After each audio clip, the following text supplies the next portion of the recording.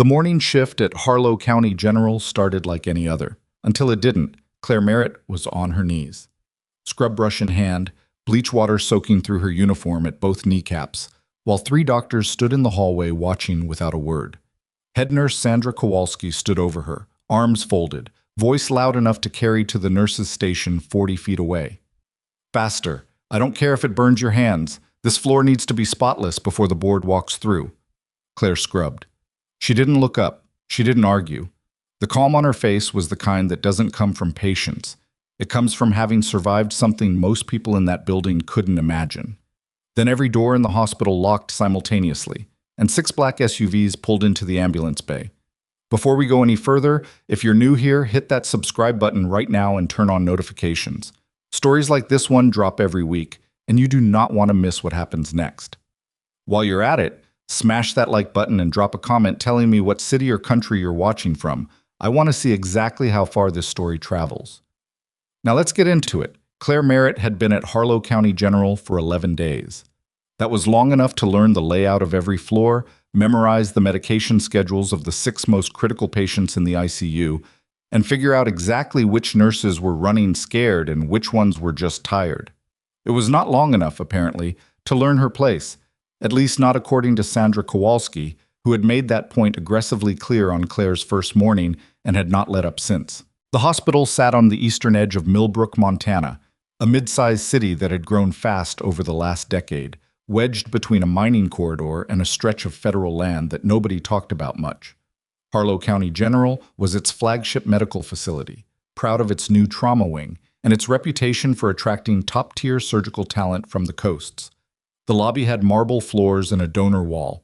The supply closets were half empty, and the overnight staff ran on vending machine coffee and not enough sleep. Claire had come in on a standard travel nurse contract through a placement agency out of Denver. 32 years old. Blonde hair she kept pinned up during shifts. Medium height, no jewelry, sensible shoes.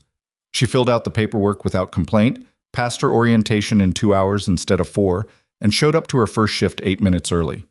Sandra Kowalski had taken one look at her and decided something. It happened sometimes.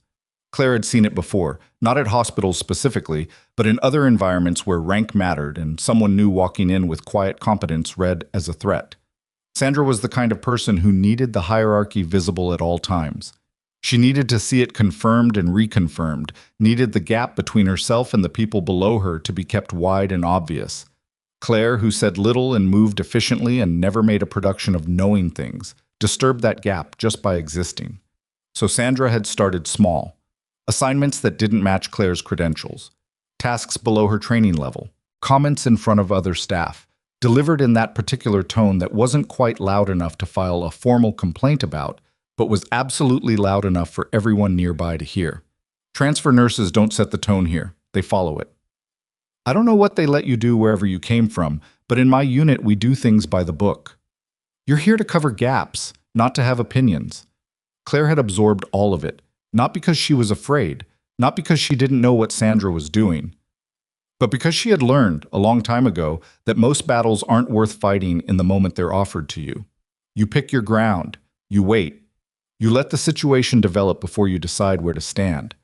By the end of her first week, she had quietly become the person 3 of the newer nurses came to when they had questions they were afraid to ask Sandra. She had talked an anxious surgical resident through a medication calculation at 2 in the morning without making him feel stupid. She had noticed an irregular rhythm on a monitor that 2 other nurses had walked past twice, flagged it to the attending, and almost certainly prevented an event that would have ended badly. None of that had changed how Sandra treated her. On the morning of her 11th day, a patient in room 4 North, a private pay guest named Gerald Foss, who had money and the temperament that money sometimes cultivates in people who've had too much of it for too long, knocked a full pitcher of ice water off his overbed table during an argument with his breakfast tray. The water spread across 6 feet of hallway floor outside his room. An orderly had already been called. The situation was being handled. Sandra found Claire at the nurse's station, reviewing a chart. "Merritt." "Yes?" "Room 4 North, floor cleanup." Claire looked up. "I thought Marcus is busy. You're not. Go." The 2 nurses at the far end of the station didn't look up from their screens. They had all learned, at some point, that looking up during these moments made you a participant. Claire set down the chart. She went to the supply closet, pulled out a bucket and a mop, and went to room 4 north. Gerald Foss was still annoyed. He told her so while she worked. He had opinions about the temperature of his room, the quality of his breakfast, the response time of the nursing staff, and the general competence of everyone he had encountered since admission. Claire worked around his comments the way she worked around the furniture, steadily, without acknowledgement, getting the job done. She had almost finished when Sandra appeared in the doorway. Not good enough. Get down and do the corners by hand. There's a contamination risk. There was no contamination risk. Gerald Foss had spilled water. Claire looked at the floor. She looked at Sandra. Then she went back to the supply closet, got a scrub brush, came back, and knelt down. 3 physicians were in the hallway at that moment. Dr. Philip Graves, the chief of surgery, who had 20 years of institutional authority behind him, and chose to look at his phone. Dr. Tanya Osei, an attending internist who made brief eye contact with Claire and then looked away. Dr. Samuel Burke, a second-year resident who watched for a moment, seemed to be calculating something, and then followed the attendings down the hall. Nobody said anything. Sandra stood in the doorway. Faster. I don't care if it burns your hands. This floor needs to be spotless before the board walks through. Claire scrubbed. She was aware of how her knees felt on the tile. She was aware of the bleach smell. She was aware of Gerald Foss watching her from his bed with the mild curiosity of someone watching a service transaction he wasn't particularly interested in. She was aware of every person who had walked past in the last 4 minutes. And underneath all of it, very far down, she was aware of a specific and familiar feeling, the one she had learned to pack tightly into a very small space and ignore, that went, "You do not belong here." She had felt it before. In other contexts, in places where it had been much more dangerous to feel it. She kept scrubbing. The overhead PA system clicked. "Attention all staff. Effective immediately. Harlow County General is in administrative security lockdown. All exterior doors are sealed. No one enters or exits without authorization. This is not a drill. Security personnel, please report to your assigned stations."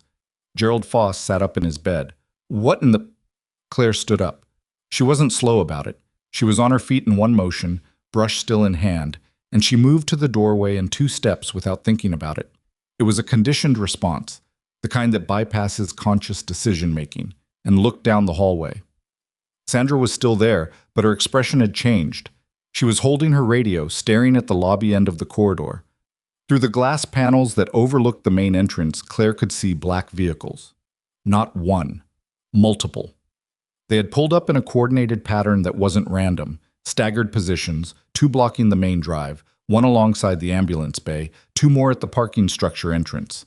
The doors were opening. The people who came out were not hospital security. They wore dark suits with earpieces. Some of them had hands near their coats in a way that meant something specific to someone who knew what to look for. Claire looked at that positioning for exactly 2 seconds. She put the scrub brush down on the edge of the bucket, straightened her uniform, and waited.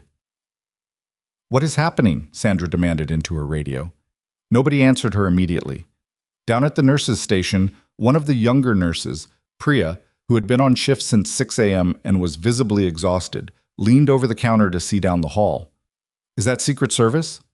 "Don't be ridiculous," Sandra said, but Claire was looking at their lapel pins. She recognized the configuration. The lobby filled fast. 4 agents came through the main entrance and took positions without speaking to anyone. 2 more appeared from the side corridor. They had come in through the service entrance, which meant someone had coordinated the ground-level access before the vehicles even arrived. A hospital administrator in a gray blazer was trying to intercept them and getting exactly nowhere. Then the elevator at the far end of the 4th-floor corridor opened. 2 more agents stepped out first. They did a fast visual sweep of the hallway, left, right, central station, room positions, and then stepped aside. The man who came out after them was in civilian clothes. Dark trousers, a collared shirt, no tie.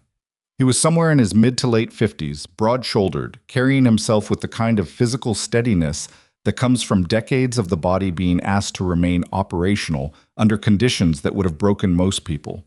His left arm was in a partial sling. His face was weathered in the specific way that outdoor work and high-altitude exposure weathers people. He was not who Claire had expected, but she knew exactly who he was. Her expression did not change, her posture did not change, but something shifted in her eyes, a recognition, deep and sudden, like a door opening somewhere below the surface. His name was Colonel Derek Maupin. Army, currently assigned to a command role she wasn't cleared to know the specifics of, which meant it was either special operations or something adjacent. The last time she had seen him, they had both been wearing body armor in a location that still did not appear on official maps. He hadn't seen her yet. He was speaking quietly with one of the agents, pointing toward the east wing in a way that suggested he had already reviewed the hospital's floor plan. Sandra stepped forward with the particular energy of someone who has decided that the best way to assert authority over a confusing situation is to assert it loudly. "Excuse me, this is a restricted medical floor. I need to know who authorized—" "Ma'am."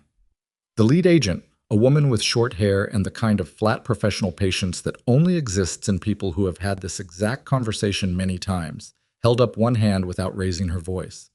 "Please step back. I am the head nurse on this floor, and I have a right to—" "Please step back." Sandra stepped back. Colonel Maupin had stopped talking. He had turned slightly, not because of the noise, but because something else had caught his attention, and his eyes moved down the hall. They found Claire standing in the doorway of room 4 North. He went very still for a moment. Then he said something to the agent beside him, and the agent nodded, and Maupin started walking, not toward the VIP suite that had clearly been prepared at the east end of the floor, not toward the administrator who was still trying to intercept anyone he could find, not toward the chief of surgery who had reappeared from somewhere and was straightening his coat. He walked toward Claire. Sandra, standing about 15 feet away, turned to watch. The doctors who had returned to the hallway turned to watch. Priya, leaning over the nurse's station counter, watched. Colonel Derek Maupin stopped 4 feet in front of Claire Merritt. He looked at her. She looked at him. Then he straightened his spine, the left arm in the sling making the motion slightly asymmetric but no less precise, and delivered a salute. Not a casual one, a formal one. The kind you give when the rank and the history behind it demand that you do it correctly even when your arm is injured and you're standing in a hospital hallway in civilian clothes. "Captain Merritt." His voice was level, not performative, just accurate. "It's good to see you still standing." The hallway did not make a sound. Claire returned the salute, clean, unhesitating. The motion had never left her body, even after 3 years out of uniform. "Colonel Maupin," she said, when did you arrive?" 20 minutes ago. Driving conditions on the 87 were worse than the briefing suggested. He dropped his salute and looked at her with the direct gaze of someone who has worked in environments where looking directly at people is a survival skill. "You look like you've been cleaning something." "I was." His jaw moved slightly. Not quite a smile. Not quite not. He glanced down at the bucket and brush visible just inside the doorway of room 4 North, then looked back up at her. "Who gave that order?" Before Claire could answer, Sandra's voice came from 15 feet away, slightly too loud, slightly too bright, the voice of someone who has realized they are standing in the wrong place at the wrong time and is making a decision about how to handle it. "Colonel, welcome to Harlow County General. I'm Sandra Kowalski, head nurse on this floor. We weren't given much advance notice of your arrival, as I'm sure you understand, but we're fully prepared to—" "Who ordered Captain Merritt to clean the floor?" Sandra stopped. The question had been addressed to the hallway in general, delivered without hostility, which somehow made it more effective than if it had been shouted. Dr. Graves, the chief of surgery, cleared his throat. "I think there may have been some miscommunication about— Was there a nurse named Merritt working a cleaning assignment on this floor within the last 30 minutes? Nobody answered. One of Maupin's agents, the short-haired woman, was doing something with a device in her hand. Claire recognized the gesture. She was pulling footage, the hospital's internal camera system. 4 North had 3 visible units in the ceiling. Whatever had happened in the last half hour had been recorded. Sandra seemed to realize this at approximately the same moment Claire did. The color in Sandra's face shifted. Gerald Foss, from inside room 4 North, called out, "The nurse with the bucket was kneeling right outside my door. I can describe exactly what I saw if it helps anyone." Nobody had asked him to contribute, but the offer hung in the hallway like something that couldn't be taken back. Colonel Maupin looked at Claire for a long moment. She met his eyes steadily. Neither of them said anything about what they both knew. the operation in the valley, the night with the communications relay gone dark, the 11 minutes of radio silence while she had made decisions with what she had available, with inadequate supplies and 2 wounded soldiers and an exit route that had closed behind them. He had been one of those soldiers. He was alive because of what she had done in those 11 minutes. He had written the commendation himself, in a field report that had been immediately classified and had stayed that way. And she had come back, processed out on her own terms, after the kind of career that most people who served in those units didn't talk about afterward, and had come back to nursing because nursing was what she had been before, and what she understood, and what she was good at, and because there is something in a person who has spent years keeping bodies alive under impossible conditions that doesn't stop wanting to do that, even in the quieter, less remarkable version of it. She had not expected Millbrook, Montana to be the place where both parts of her life showed up in the same hallway. But here they were.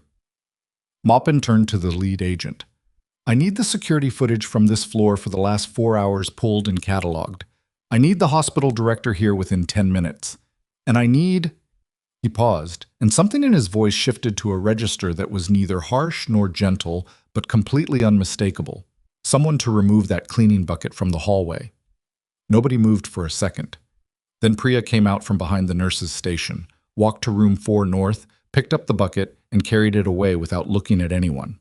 Sandra had not moved. She was standing very still, processing something, and Claire could see from the particular set of her jaw that what Sandra was processing wasn't remorse or guilt or even fear.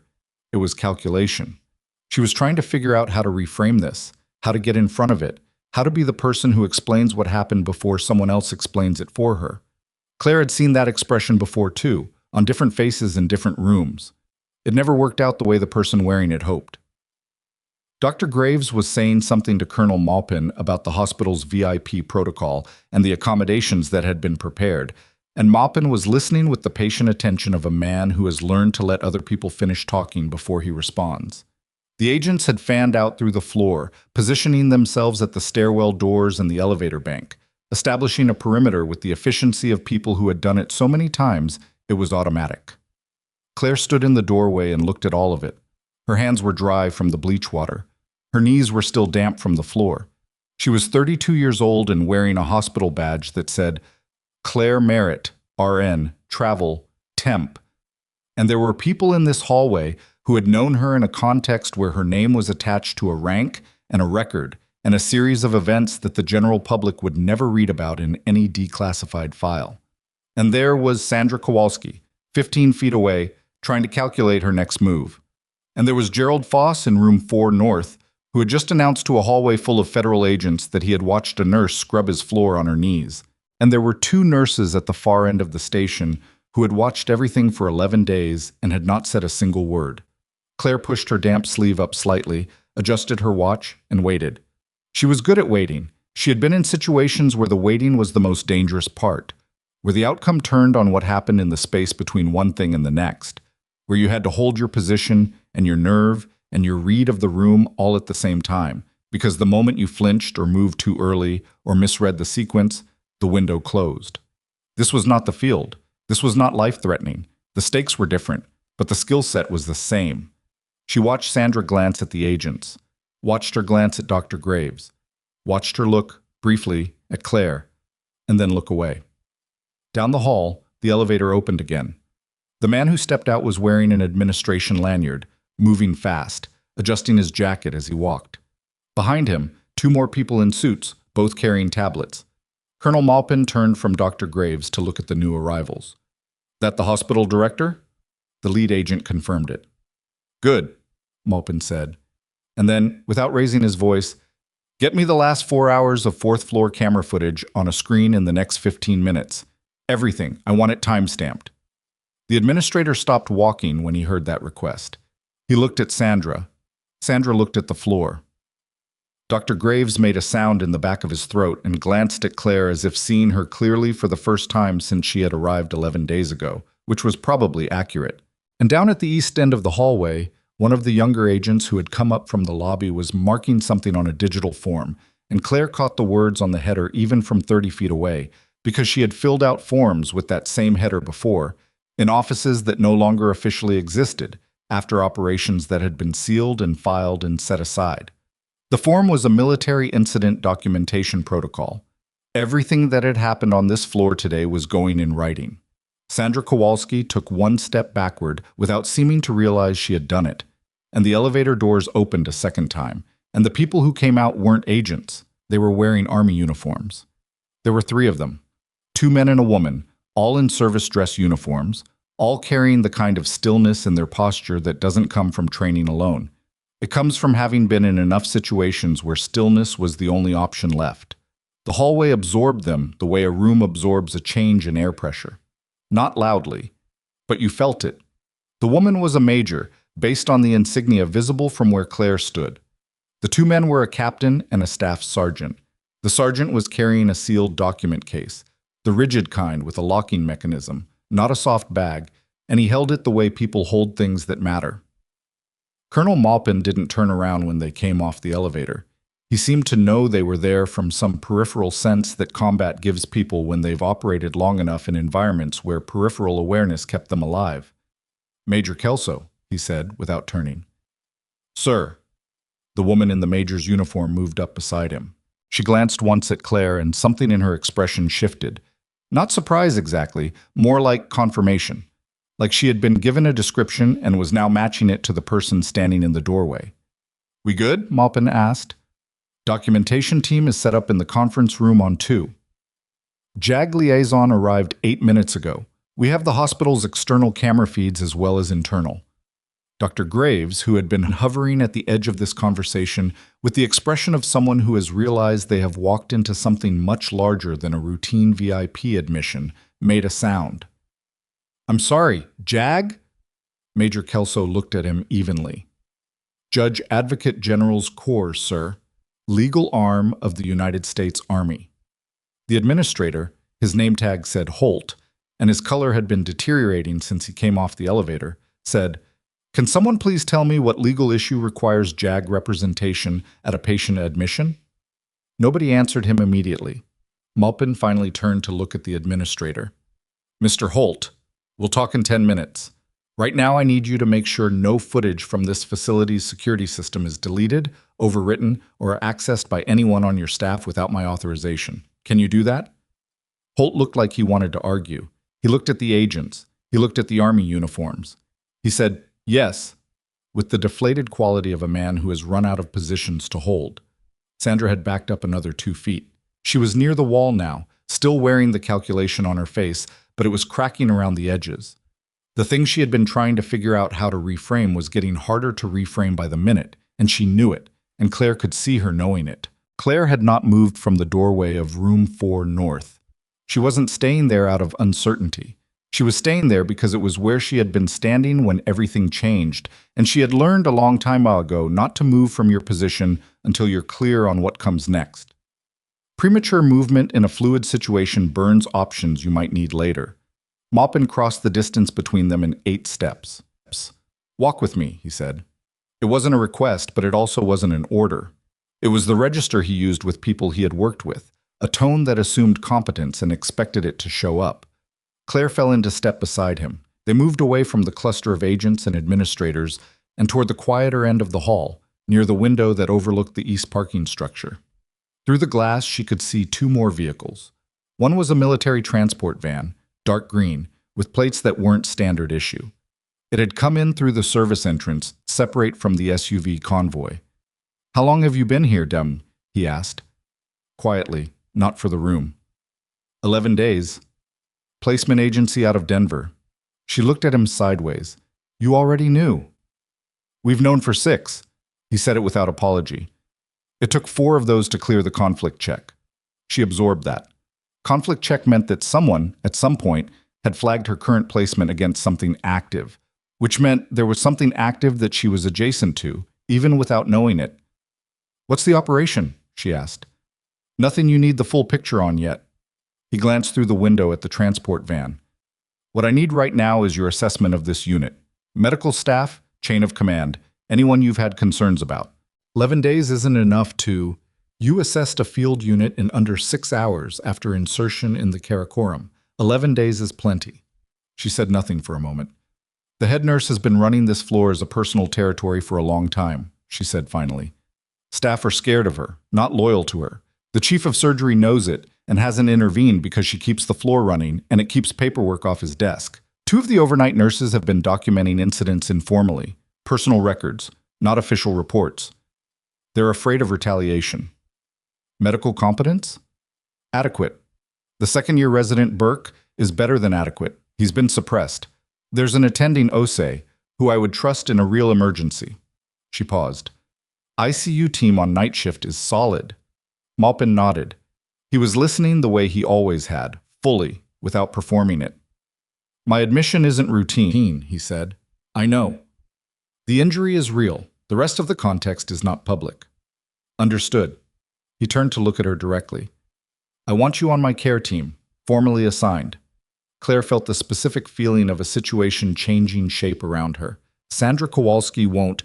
Sandra Kowalski's morning is about to become significantly more complicated. He said it flatly, no satisfaction in it, just a reading of probability. I'm not asking you because of what you did in the field. I'm asking you because I watched you walk into a room where someone was trying to humiliate you in front of witnesses, and you didn't take a single step you didn't choose. That's the kind of judgment I need on this floor. She looked at him. You're still doing it, she said. What's that? Making it sound like a military decision, so the personal part doesn't have to be said out loud. The corner of his mouth moved. Still not quite a smile, but closer than before. Some habits are load-bearing. He turned back toward the main cluster of activity. The administrator was on his phone. Major Kelso was speaking to the JAG liaison, who had appeared from the stairwell, a lieutenant colonel with a slim file folder and the kind of unhurried speed that meant she was already 15 steps ahead of the conversation she was about to have.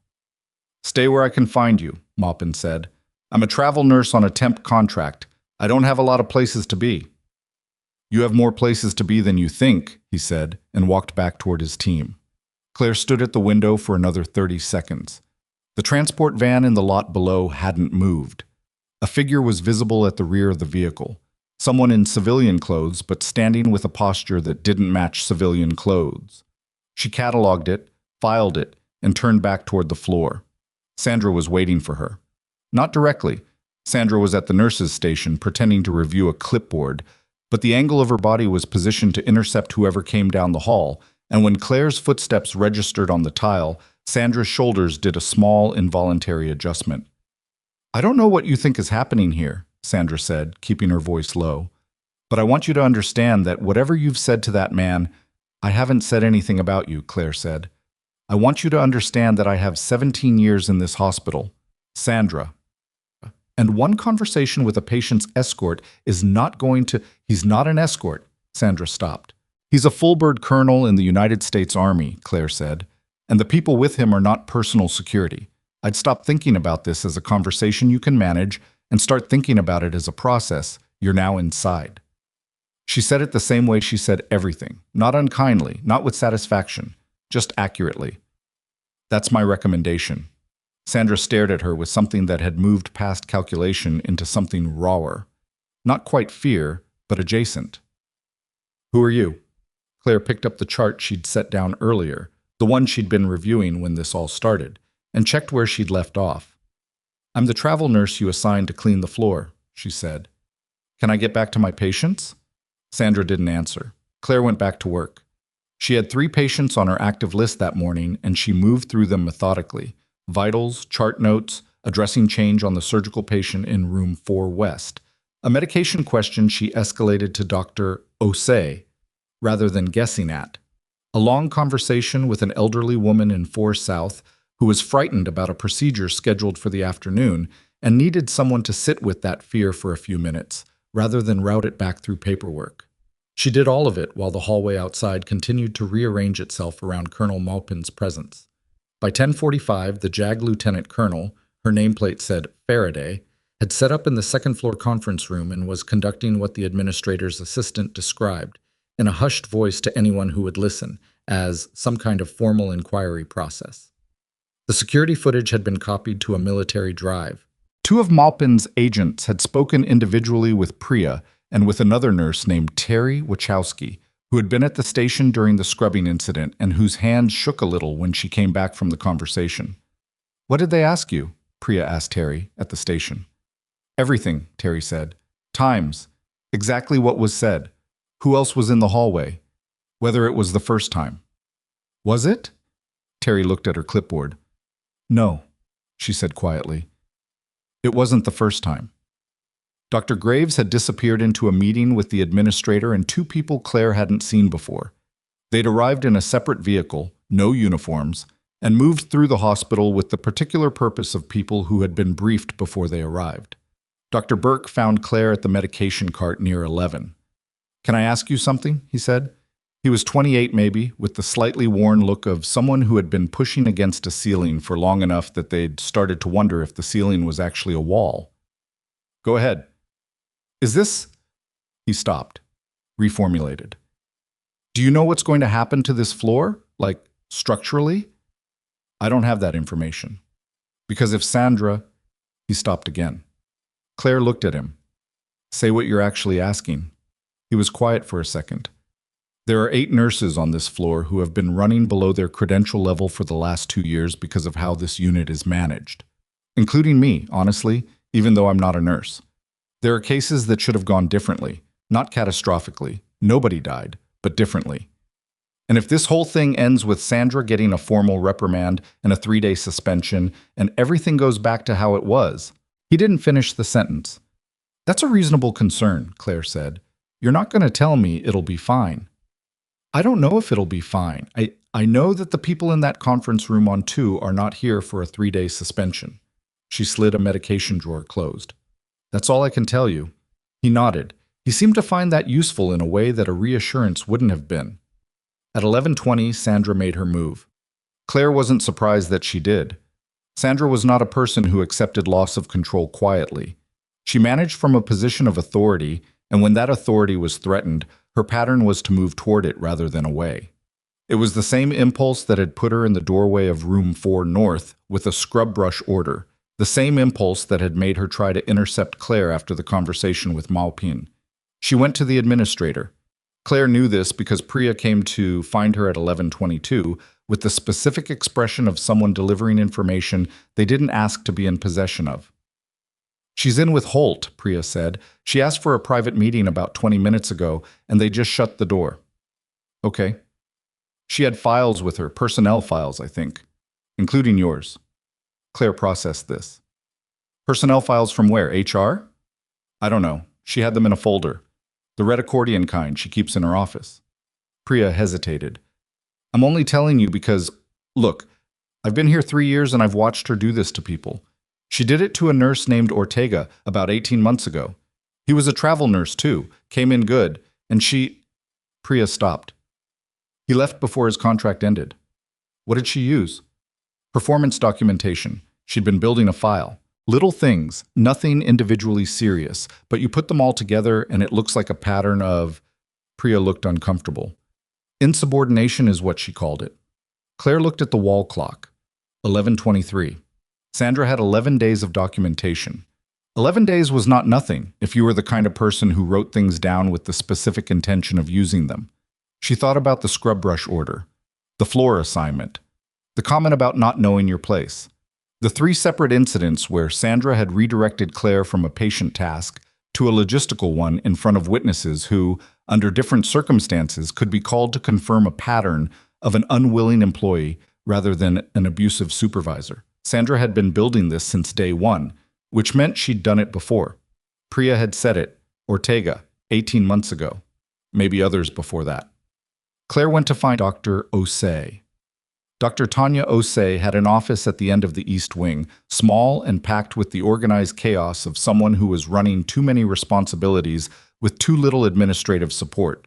She was at her desk when Claire knocked on the open door, and she looked up with the wary expression that Claire had noticed from their first week, a wariness that wasn't unfriendly, just careful. "I need 5 minutes," Claire said. Osei gestured at the chair across from her desk. "Door?" "Please." Osei got up and closed it, came back and sat down, folded her hands on her desk in the manner of someone who has learned to receive information quietly because there's usually more behind it. Sandra is filing personnel documentation against me with the hospital administrator right now, Claire said. I think she's done it before, with at least one other travel nurse. If there's anyone on this floor who has kept personal records of specific incidents involving Kowalski's conduct, they need to know that there's now a JAG inquiry process active in this building and that this is the window. Osei said nothing for a moment. That's your 5 minutes? She asked.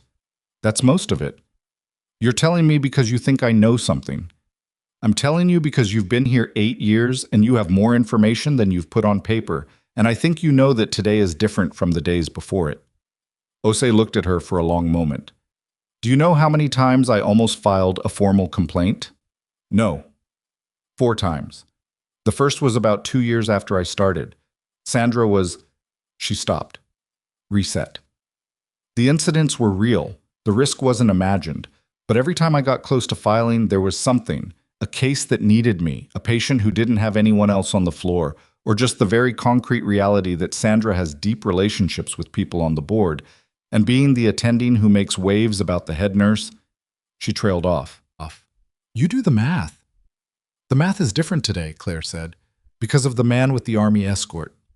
Because of the formal inquiry process that's currently running on the second floor with JAG oversight, Claire said. Sandra filing personnel documentation right now during an active military inquiry is... She paused, choosing the word.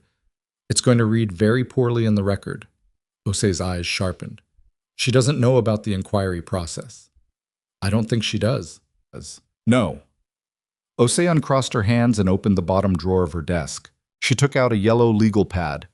Not a digital file, not a hospital form, a handwritten yellow legal pad, and set it on the desk between them. It was thick. The kind of thick that accumulates over years of writing small things down because you had a feeling someday you'd need them. I'm going to make a phone call, Osei said, to the JAG liaison. Can you get me a name? Faraday. Lieutenant Colonel Faraday. Second floor conference room. Osei wrote it down at the top of a fresh page, tore it off, tucked it into the front cover of the legal pad. She stood up, then stopped. That man upstairs, she said. The colonel. Yes? You know him. It wasn't a question exactly, more an observation being offered for confirmation or denial. We've crossed paths, Claire said. Osei nodded slowly, in the way of someone who has decided that the full answer is less important than the shape of it. Is he going to be all right? If I'm assigned to his care, Claire said, yes. Osei almost smiled. It was a small movement, tired and real, and nothing like the professional composure she wore the rest of the time. Then we should probably make sure you are, she said, and picked up her phone. Claire walked out of the office and back into the hall. 11:47. The floor had changed its texture in the last hour. The visible agents had decreased, some of them had shifted to less visible positions, which was more efficient and also more consequential, and the nurses who remained at the station were moving through their tasks with the careful quality of people who know they're being observed without knowing exactly where from. Sandra was still behind the administrator's door. Major Kelso intercepted Claire near the elevator bank. Captain Merritt, we need you in the second floor conference room. What for? Formal interview as part of the documentation process. She paused. And Colonel Maupin has requested your assignment to his immediate care team be formalized before end of shift. There are some forms to process. Claire followed her into the elevator. The doors closed. How much trouble is she in? Claire asked. Kelso didn't pretend not to know who she meant. That depends on what the inquiry turns up in the next 6 hours. She's been filing personnel documentation against me in the last 30 minutes. Kelso looked at her. I know. We were notified when she accessed the HR system. She said it with the flat, factual quality of someone delivering a weather report. The timestamp is going to be a problem for her. The elevator opened on 2. The conference room was set up with equipment that hadn't come from the hospital. 2 laptops, a camera, a portable server unit in a protective case, all of it clearly brought in with the team. Lieutenant Colonel Faraday was at the head of the table. She was somewhere in her late 40s, precise in her movements, wearing the kind of expression that judges wear when they've already read the briefs and are now waiting for the testimony to catch up to what they know. A young specialist was at one of the laptops wearing headphones around his neck. Captain Merritt, Faraday said, using the rank without preamble, as if it had never been in question. Take a seat. We want to start with this morning, but we may go further back. Depending on what we find, this could take an hour or more. Claire sat down. One thing first, she said. Faraday looked at her with the mild attention of someone accustomed to witnesses who had conditions. The nurses who gave statements this morning, Priya Acharya, Terry Wachowski, and however many others you spoke with. Whatever comes out of this process, they need insulation from retaliation that doesn't go through this hospital's own HR chain. Faraday held her gaze. We're aware of the concern. That's not the same as yes. A beat. The inquiry has protective provisions for cooperating witnesses. They apply. Faraday set her pen down. Now, walk me through this morning from the beginning. Claire did. She was methodical about it. She did not editorialize. She gave times, words, positions in the hallway, the names of every physician who had been present and done nothing, the specific content of Sandra's instructions, the patient's name. She gave it in the precise, sequential, effect-neutral register of a military report, which was, in this room, exactly the right register, and Faraday listened with total stillness while the specialist took notes. When she finished, Faraday looked at her legal pad. The cleaning assignment, she said. Was this the first time Ms. Kowalski had directed you to a task outside your nursing responsibilities? No? Can you give me the other instances? Claire gave them. All 7. With dates and approximate times and who else had been in the vicinity. Faraday wrote for a while without speaking. Then, how did you respond in those instances? I complied. Why?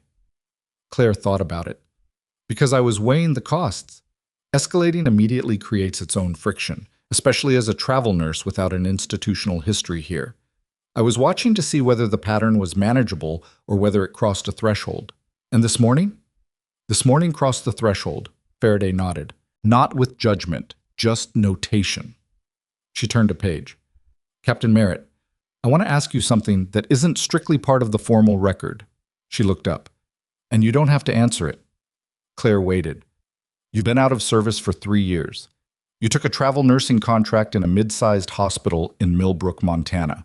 You're working under a temp badge and taking floor assignment orders from a head nurse. Yes. Was any of that by design? The question sat in the room for a moment. Outside the conference room window, the parking lot was visible. The transport van was still there. The figure who'd been standing at the rear earlier had moved, was now near the hospital's service entrance, just inside the shade of the overhang, still and watchful. Claire looked at the table, then back at Faraday. I'd rather not answer that, she said. Faraday held her gaze for a 3 count, then wrote something on her legal pad, tore the page off, and set it face down to her left. All right, she said, let's talk about the other nurses. They were 40 minutes into the interview when the specialist's laptop emitted a short tone and he leaned forward to look at the screen. His expression shifted, not dramatically, but in the specific way of someone who has found something they were looking for but hoped not to find.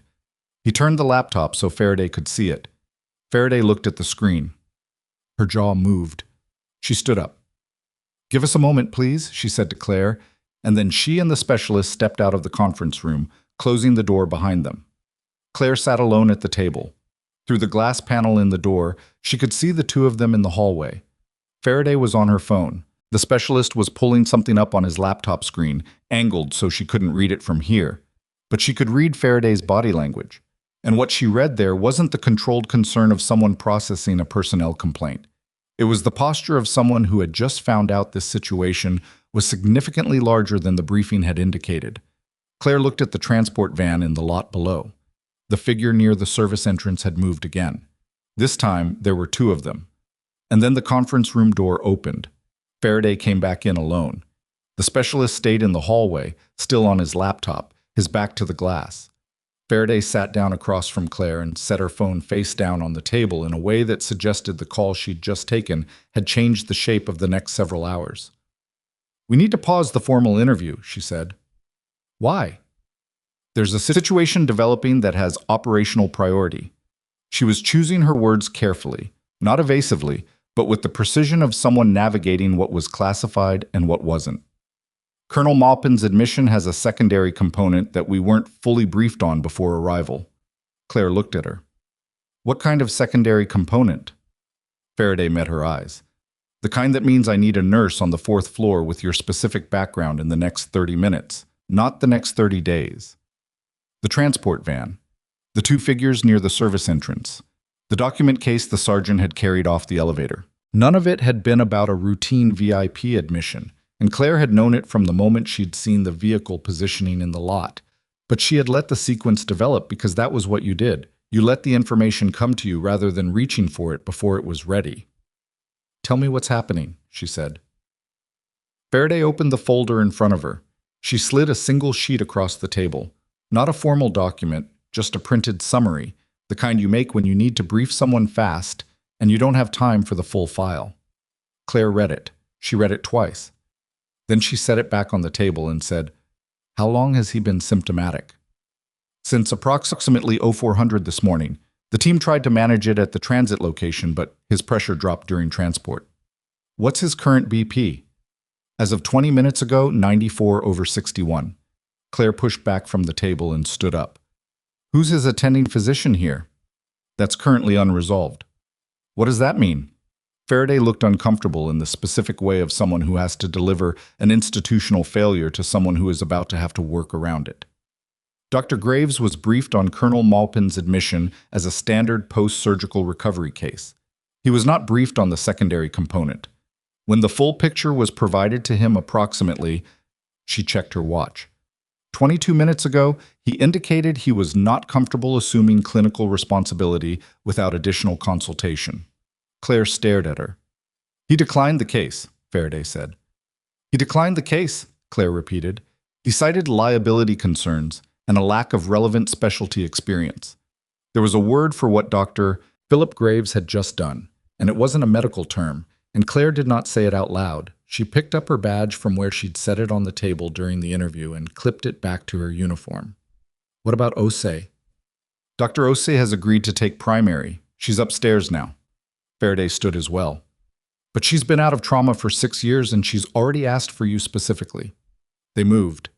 The elevator was faster than the stairs by about 40 seconds in this building. Claire had mapped it on day 2, and Faraday kept pace without being asked. In the elevator, Claire ran through what she'd read on the sheet. Post-surgical patient, abdominal involvement, internal sutures from a procedure performed 8 days ago at a facility she wasn't named on. Presenting now with dropping blood pressure, low-grade fever since 0200, and abdominal rigidity that had developed during transport. Those 3 things together described a narrow range of possibilities, and none of them were small. "Does he know how serious it is?" Claire asked. "He knows it's serious. He doesn't know how fast it's moving." "Who's been managing his pain?" "Field medic on the transport team. Morphine, conservative dose, last administered at OH630. Too long ago." The pain management gap would be affecting his pressure as much as anything else. She filed it, moved to the next question. "Any imaging at the transit facility?" "Portable ultrasound only, no CT available." "We have CT here." "Yes." "Then the first thing that happens when we get upstairs is I talk to Osei about getting him into CT before anything else." "Maupin may resist the CT," Faraday said. "Maupin can resist it from inside the machine," Claire said. Faraday made a sound that was almost a short laugh, surprised out of her, and then composed herself again as the elevator opened on 4. The 4th floor had reorganized itself while Claire was downstairs.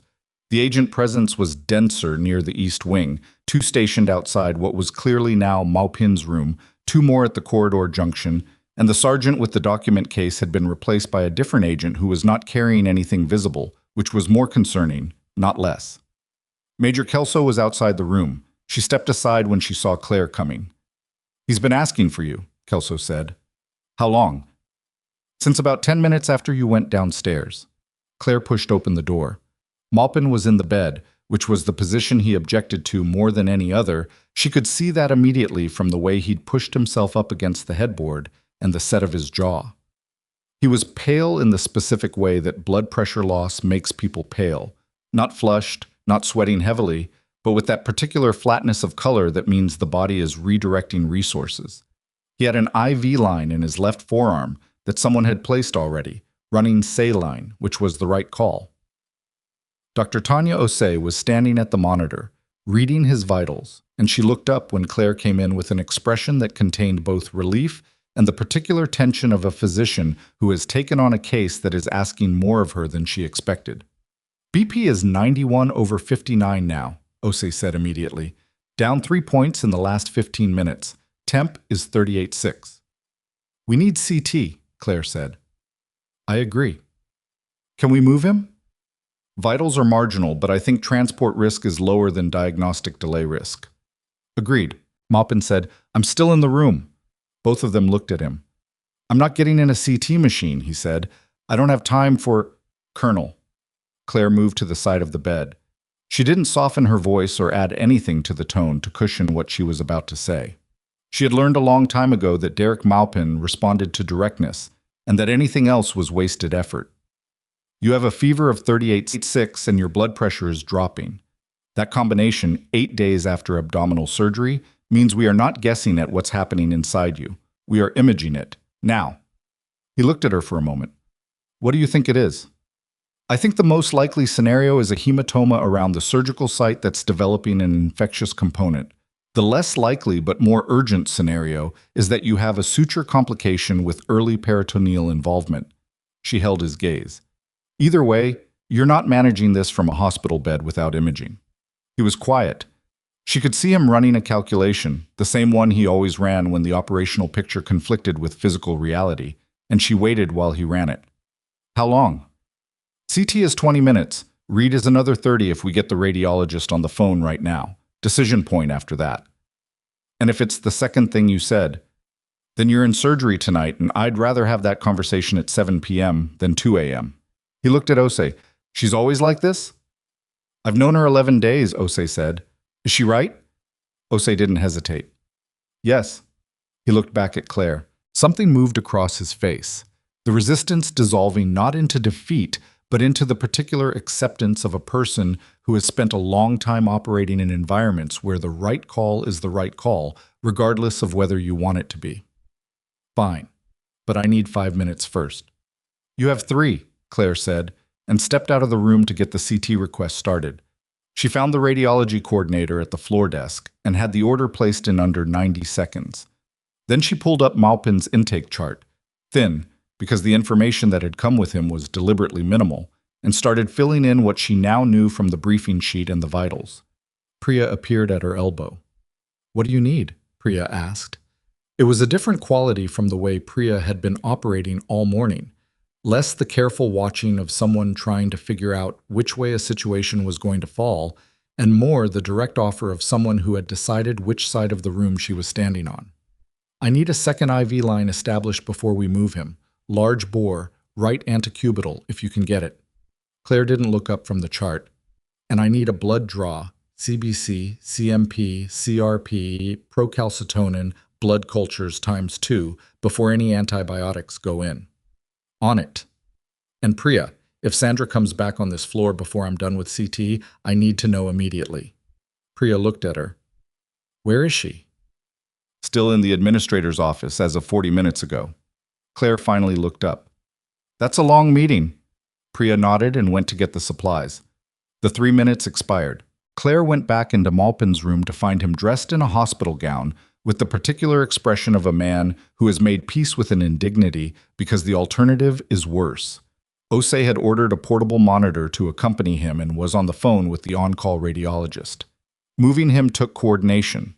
One of his agents insisted on accompanying him into the imaging corridor, which created a brief but real logistical problem, since the CT corridor wasn't built for 2 people walking alongside a gurney plus a monitor cart plus a federal agent with a sidearm.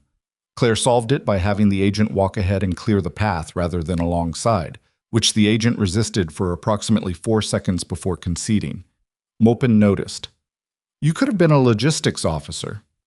They don't do enough interesting work, she said, and pushed the gurney through the corridor door. The CT took 19 minutes. Claire stood outside the imaging suite with Osei and watched the clock and listened to the building around them.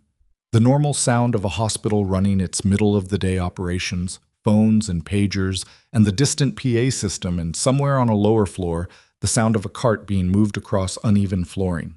Osei said quietly, I called Faraday. I know, the legal pad. 17 incidents, going back 4 years. 3 of them involving travel nurses. One of them, Osei stopped. One of them, I was in the room when it happened, and I wrote it down that night, and I never did anything with it. She was looking at the wall across from her. I told myself it was because the institutional risk was too high, and that was partially true. Claire waited. It was also because I didn't want the fight, Osei said. I had enough fights already. That's the part I wrote down too. In the legal pad. Because if I was going to give it to someone, I wanted the whole thing to be accurate. She paused. Including the parts that don't reflect well on me. That's more than most people would do, Claire said. It's less than I should have done 4 years ago. Osei said it without drama, just precision. The imaging suite door opened and the radiologist's voice came through the phone before anyone else spoke. You're going to want to look at this. They looked. The CT told the story clearly. Claire had been close. There was a hematoma at the surgical site, larger than expected, and it had developed the early characteristics of a secondary infection. But the radiologist was pointing at something else, something in the upper left quadrant that wasn't where Claire had been looking. That's not related to the primary surgical site, Claire said. No, the radiologist said. That's a separate bleeder. Small, but it's there. See the density differential here? He walked them through it on the screen, pointer indicating a shadow that was subtle enough to have been missed on a casual read but was, once identified, obviously wrong. Osei was quiet for a moment. That's not post-surgical. No, the radiologist said. That's traumatic. Old enough to have been forming for at least 5 to 7 days, I'd say. Predates the transport. Claire looked at the scan, ran the timeline in her head. 5 to 7 days ago, Maupin was at the transit facility. The briefing sheet had said the procedure was performed 8 days ago. The bleed could have started before, during, or immediately after the procedure. And if nobody had imaged him comprehensively in the intervening period, it had been quietly expanding ever since. How stable is it? She asked. Marginal, the radiologist said. I wouldn't call it critical immediate. I'd call it critical tonight. Meaning? Meaning, if you don't have a surgeon looking at this in the next 4 hours, you're rolling dice on whether it declares itself acutely. Claire straightened up. Osei was already reaching for her phone. Across the corridor, through the glass panel in the imaging suite door, she could see Maupin on the table, being unhooked from the positioning equipment. He looked at her through the glass. She looked back at him. His expression asked the question that he wasn't going to ask out loud in front of the technicians. She held up 4 fingers. He understood. 4 hours. His jaw set. He nodded once. They moved back upstairs fast, and the next 40 minutes were the dense, functional work of a medical situation that was serious but not yet past the point of being managed well. Osei reached a vascular surgeon at Millbrook Regional, a Dr. Adiza, who was in clinic and came out of clinic in a way that suggested Osei had communicated the urgency effectively, and had him on video consult within 20 minutes of the CT read. Blood results started coming back from the lab. CRP elevated, procalcitonin at a level that confirmed the infection was systemic, not localized. Claire pushed fluids and adjusted the IV rate and monitored his pressure every 8 minutes, and it held. Not comfortably, not the way you'd want, but it held in the range that meant the situation was serious without being irretrievable. Maupin, to his credit, let her work. He asked 2 questions. One about the surgical timeline and one about whether he'd need general anesthesia, and both were clinical questions, not challenges, and she answered them directly and he processed them and moved on. He did not ask about the transport. He did not ask about the transit facility or the 8 days in between. Those were questions that would be asked in other rooms by other people, and she was not one of them. By 1:15 p.m., Dr. Adisa had reviewed the imaging and confirmed, surgical intervention required, window of 4 to 6 hours from the CT timestamp, OR availability was being confirmed at Harlow County General, which meant this building, which meant tonight. Claire stepped out of Maupin's room to update Faraday and found the 4th floor hallway had changed again. Sandra was back. Not at the nurse's station. She was near the administrator's office on the floor level. There was a small executive space at the north end of 4 that was used for board visits. And she was standing with Holt and a man Claire hadn't seen before. Someone in a suit who was not military and not a federal agent, but who carried himself with the specific energy of someone who was used to being the most consequential person in a given room. Legal representation. Private. Claire recognized the dynamic without needing the specifics. Sandra had used the 40 minutes in the administrator's office to make a phone call, and the person who had answered that call had arrived in the last half hour. That was fast. That was someone who had been on retainer, ready to move, which meant Sandra had been expecting something like this. Maybe not this specifically, but something, some escalation, some moment when the institutional protection would need to convert into legal protection. Holt saw Claire first and said something to the man in the suit, and the man looked in her direction with a calm, assessing gaze. Sandra looked at her. The calculation was still there on Sandra's face, but it had reconfigured. It was no longer trying to reframe the morning's events. It had moved past that into something more structured, more defended. The expression of someone who had stopped trying to manage the situation themselves and had handed it to someone whose job was to manage it professionally. Claire kept walking toward Faraday. "Her attorney is here," Claire said when she reached her. Faraday looked past her toward the north end of the hall. "Yes, we know." She was brisk about it, which meant it was an expected development, not a complicating one. "It doesn't affect the inquiry process. She's a hospital employee, not a military subject. Her legal representation is her right." He's going to try to characterize this morning as a personnel management decision within her authority. "Probably. And the documentation she filed against me in the administrator's office has been logged as part of the inquiry record, including the timestamp." Faraday said this with the flat certainty of someone who has been doing this long enough to know which moves people make and what they're worth. Filing performance documentation against a potential witness during an active military inquiry is the kind of thing that creates problems, not solves them. She doesn't know it's that yet. She's about to. Faraday straightened her jacket. "Her attorney just received a brief from our team." Claire looked at her. "We notified him of the inquiry's scope and status as a matter of legal protocol," Faraday said. "He's reviewing it now." Down the hall, the man in the suit was reading something on his phone. His posture had changed. The particular confidence had shifted into something more considered, the posture of someone recalculating. Sandra was watching his face and reading the shift, and her own expression moved with it. Holt had taken a step backward from both of them, the slow, bodily movement of an administrator who has realized that the terrain he's standing on has become someone else's problem. Claire turned back to Faraday. "Adisa is confirmed for surgery tonight. We need OR availability and a full pre-op team that is cleared for the colonel's secondary case status. Major Kelso is coordinating with your surgical department. The OR chief needs to be looped in directly, not through administration." "Understood." "Good. And I want to be in the room." Faraday looked at her. "You're a nurse." "I'm the nurse with the full medical picture on this patient. I've been his primary care provider since arriving on this floor. And I have the background for a high-security operative environment that none of your OR staff have." She paused. "Dr. Adisa can make the call, but I'm asking you to not make it hard for him to say yes." Faraday was quiet for a moment. "I'll make a call." It wasn't yes, but it wasn't no, and in the current situation that was sufficient. Claire went back to Maupin's room. He was sitting up, which he had not been authorized to do, reviewing something on a tablet that one of his agents had brought him. He looked up when she came in. "OR is tonight," she said. "What time?" "Being confirmed, likely 6 to 8 p.m. He set the tablet down. "Adisa any good?" "I looked him up while you were in CT. 800 plus procedures, 20 years of vascular. His complication rate is below the national average for this category." She paused. "He's good." Maupin looked at the window. The afternoon light was coming through at a low angle, casting the room in a flat gray gold. He was quiet for a moment, and she let him be quiet. "How bad was it on the scan?" he asked. "Bad enough that you needed the scan," she said. "Not so bad that I'm standing here pretending it isn't fixable." He looked back at her. Straight answer. "The bleed is contained for now. The infection is systemic but early.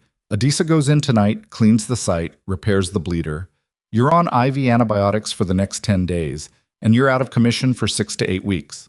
She held his gaze. "That's the straight answer." He absorbed it. 6 weeks is non-negotiable, she said. "Any shorter is a different conversation, and I'm not having it." "You're not my CO. No, I'm the person who's going to make sure you survive tonight so you can have that argument with someone else." She moved to the monitor and checked his pressure. Up 2 points from 20 minutes ago. The fluids were helping. "Try to rest. Pre-op is going to move fast once Adisa confirms. She was at the door when he said, "Merritt." She stopped. "What's happening on the floor?" His voice was quieter, but not without edge. "With the head nurse." She turned. "The inquiry is running. Faraday has what she needs." "What did they find in the footage?" "I don't have the full picture yet." He looked at her steadily. "Don't protect me from the operational picture." "I'm not.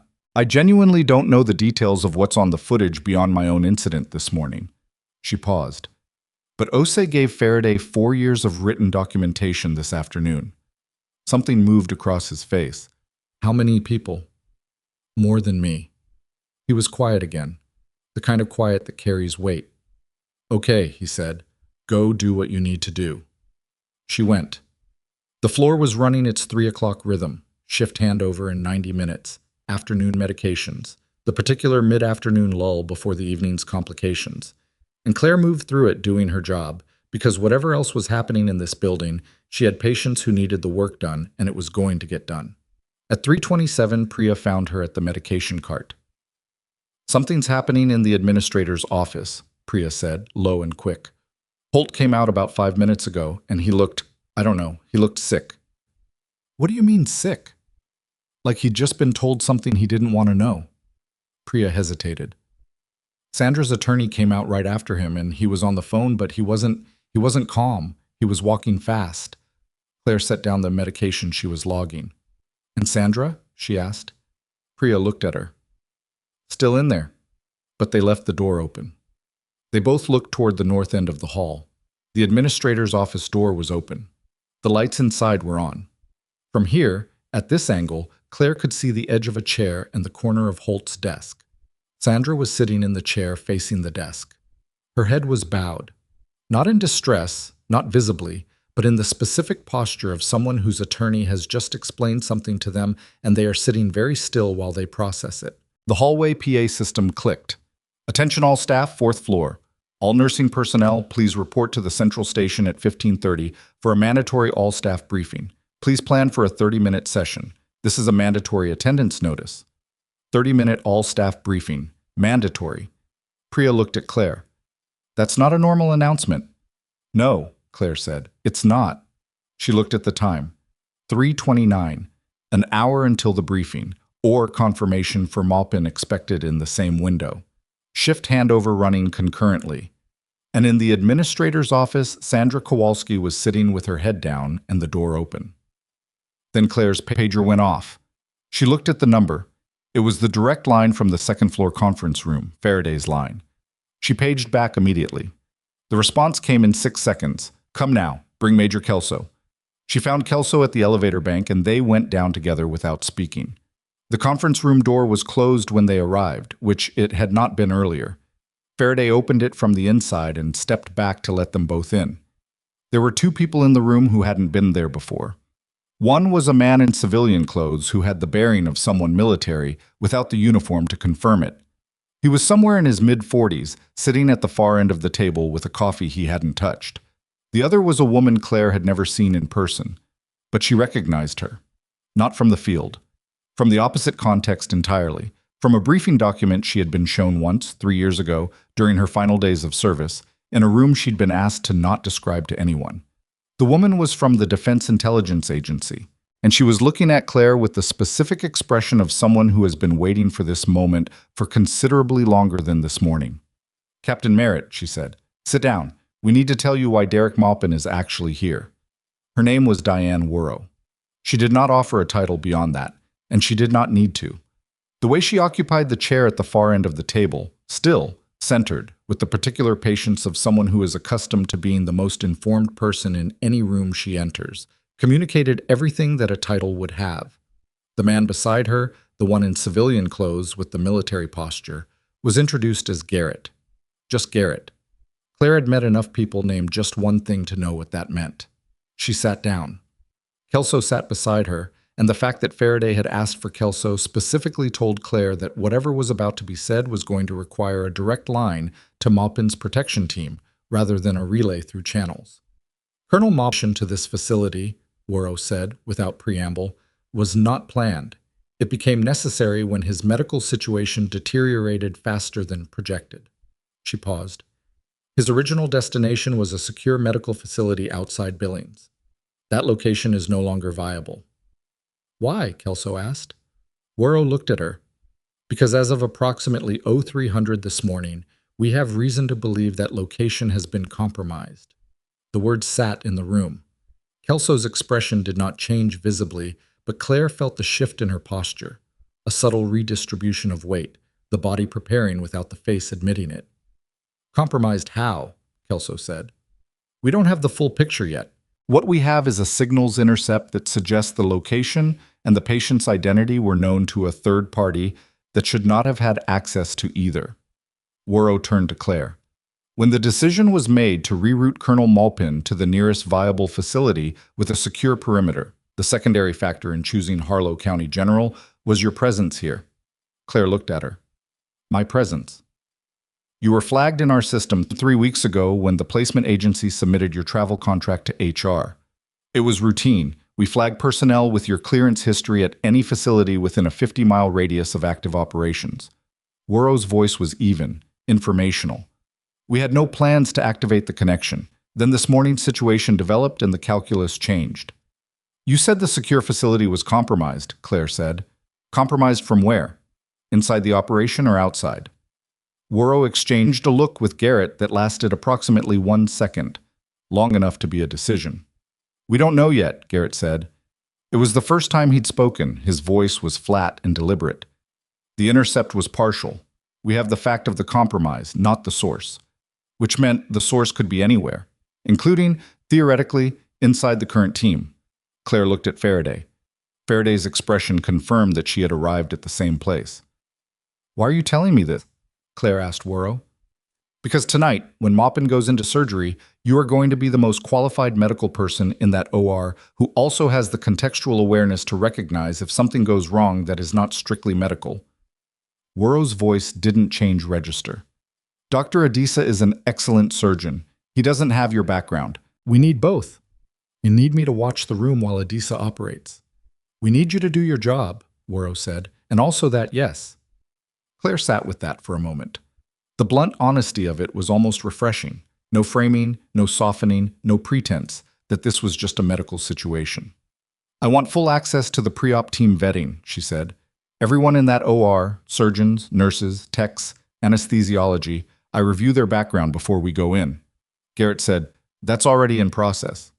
I want to see what comes back, not just be told it cleared. Worrow looked at her for a long moment. Then, fair. And I want to know what the secondary component of his case actually is. She looked at Worrow directly. Not a summary sheet. The actual picture. Another look between Worrow and Garrett. That's partially classified at a level. Then partially brief me, Claire said. I can work with partial. I can't work blind. Worrow reached into the folder in front of her and slid 3 pages across the table. Not the whole file, but more than the single sheet from earlier. Claire read. She read all 3 pages once, quickly, for shape, then went back and read the critical sections again for detail. When she set the pages down, she understood why the secure facility had been the destination, why the transport had been conducted under the level of coverage it had, and why a compromised location was not merely an inconvenience, but a specific and serious threat to a specific and serious person. Maupin had been the lead operational commander on something that had concluded 6 weeks ago. The conclusion had not been clean. There were people who had reasons, concrete, motivated reasons, to want him not to testify at the review proceeding scheduled for next month. How many people know he's here? Claire asked. Controlled list? Garrett said. 12, as of this morning. 15 now, with this room. The hospital administrator knows. Holt knows there's a VIP military patient under federal protection. He does not know the name, the operation, or the secondary context. Sandra Kowalski has been on this floor all morning. How much has she heard? That's been assessed, Faraday said from her end of the table. Based on the camera footage, she was not within audio range of any operationally sensitive conversation. Based on the camera footage, Claire said. Faraday met her eyes. Yes. Claire thought about Sandra. About 17 years of institutional history, about the attorney who had arrived very quickly, about the fact that Sandra had been in the administrator's office for 40 minutes while everything else was unfolding on the floor. She was probably reaching. Sandra's issue was a pattern of workplace abuse and a self-protective instinct, not an intelligence connection, probably. "I want to know who her attorney is," Claire said. Faraday wrote it down without questioning it. "One more thing," Claire said, and looked at Worrow. "If tonight goes wrong for reasons that aren't medical, what's the contingency for the patient?" "We have an extraction team on standby," Worrow said, "but extraction during an active surgical procedure is not viable," Claire said. "I know. That's why it needs to not go wrong." She pushed back from the table. "How long do I have before pre-op?" Faraday checked her watch. Adisa confirmed at 4. Pre-op starts at 5. Or is scheduled for 6:30. It was 3:41. She had less than 2 hours. She went upstairs. The floor was 40 minutes from the mandatory all-staff briefing, and it had the particular compressed quality of a space where too many things are scheduled too close together. Priya was managing the medication cart. Dr. Burke was charting at the station with the focused intensity of someone trying to be productive in the middle of an uncertain situation. 2 agents were at their positions near Maupin's room, one of them different from the one who'd been there an hour ago. Claire checked that, filed it. She went to the nursing supervisor's office at the east end of the floor, a small, functional space that had been Sandra's since well before Claire arrived, and which still had Sandra's reading glasses on the desk and a framed photograph of a mountain trail on the wall, and sat down at the desk and pulled up the OR staffing list that Kelso had said was being compiled. It took 6 minutes for the list to arrive in her secure message queue. Faraday's team had set up a channel. 12 names. Surgeon, 2 assistants, scrub tech, circulating nurse, anesthesiologist, 2 anesthesia techs, and 3 additional OR nurses. She went through them methodically, not with the background information she'd asked for, that would take longer, but with the information she could pull from the hospital's own system. Hire dates, credential records, any flags in the HR system, shift patterns, who had requested tonight's shift, and who had been assigned. 8 of the 12 had been assigned through the normal OR scheduling process. 3 had specifically requested the evening shift. 1 had been added as a late addition by the OR charge nurse, who had cited a call-out. Late additions to an OR team for a sensitive case were worth knowing about. She flagged the name to Faraday. Then she went to check on Maupin. He was awake and had eaten something, which was good, and had argued with the pre-op restriction on fluids after midnight, which was expected. His pressure was holding at 96/62. Still low, but steady. The fever had come down 0.2 of a degree after the first antibiotic dose went in. "Pre-op at 5, she told him. "Adisa wants to talk to you first." "I've already talked to Adisa." "He wants to talk to you again," with the full imaging in front of him. Maupin looked at his tablet, then set it down. "Is Worrow still in the building?" Claire looked at him. "You know Worrow." "I know of her. Her team ran the signals work on the last operation." He paused. "She being here is either very good or very bad. She briefed me on the secondary context." His jaw tightened. "She shouldn't have done that without—" "She made the call because I asked her to, and because I'm going into that OR tonight," Claire said, keeping her voice level. "I don't work blind." He was quiet for a moment. "What did you think?" "I think you've been carrying a significant amount of risk since 6 weeks ago, and you've been managing it the way you manage everything, by controlling the perimeter and not telling people what's inside it." She held his gaze. "That strategy has a failure mode. I'm aware of that." "I know you are. I'm saying it anyway." He looked at the window. The light outside had shifted to late afternoon, gold and flat. "The review proceeding is in 31 days, he said. "Everything I need to give them is in here." He touched the side of his head. "The documentation is secured, but the testimony is me. That's the constraint." "Then we make sure you're alive and functional in 31 days, Claire said, "starting tonight." She left him to rest and went back to the floor. At 4:15, the mandatory briefing happened. It was not what Claire had expected, and she suspected it was not what most of the nursing staff had expected either. Administrator Holt stood at the front of the central station with the expression of a man who had aged several years since morning. He had 2 people with him, neither of them from the hospital's normal administrative chain. One of them Claire recognized from earlier as being part of Faraday's team. "I'm going to be direct," Holt said. He was not a man who was naturally direct, and the effort showed, but he pushed through it. An inquiry has been conducted today relating to conduct on this floor. I want to be clear about what that means. First, the inquiry is a formal process with federal oversight, and any staff who have been contacted as part of it are protected under the inquiry's witness provisions.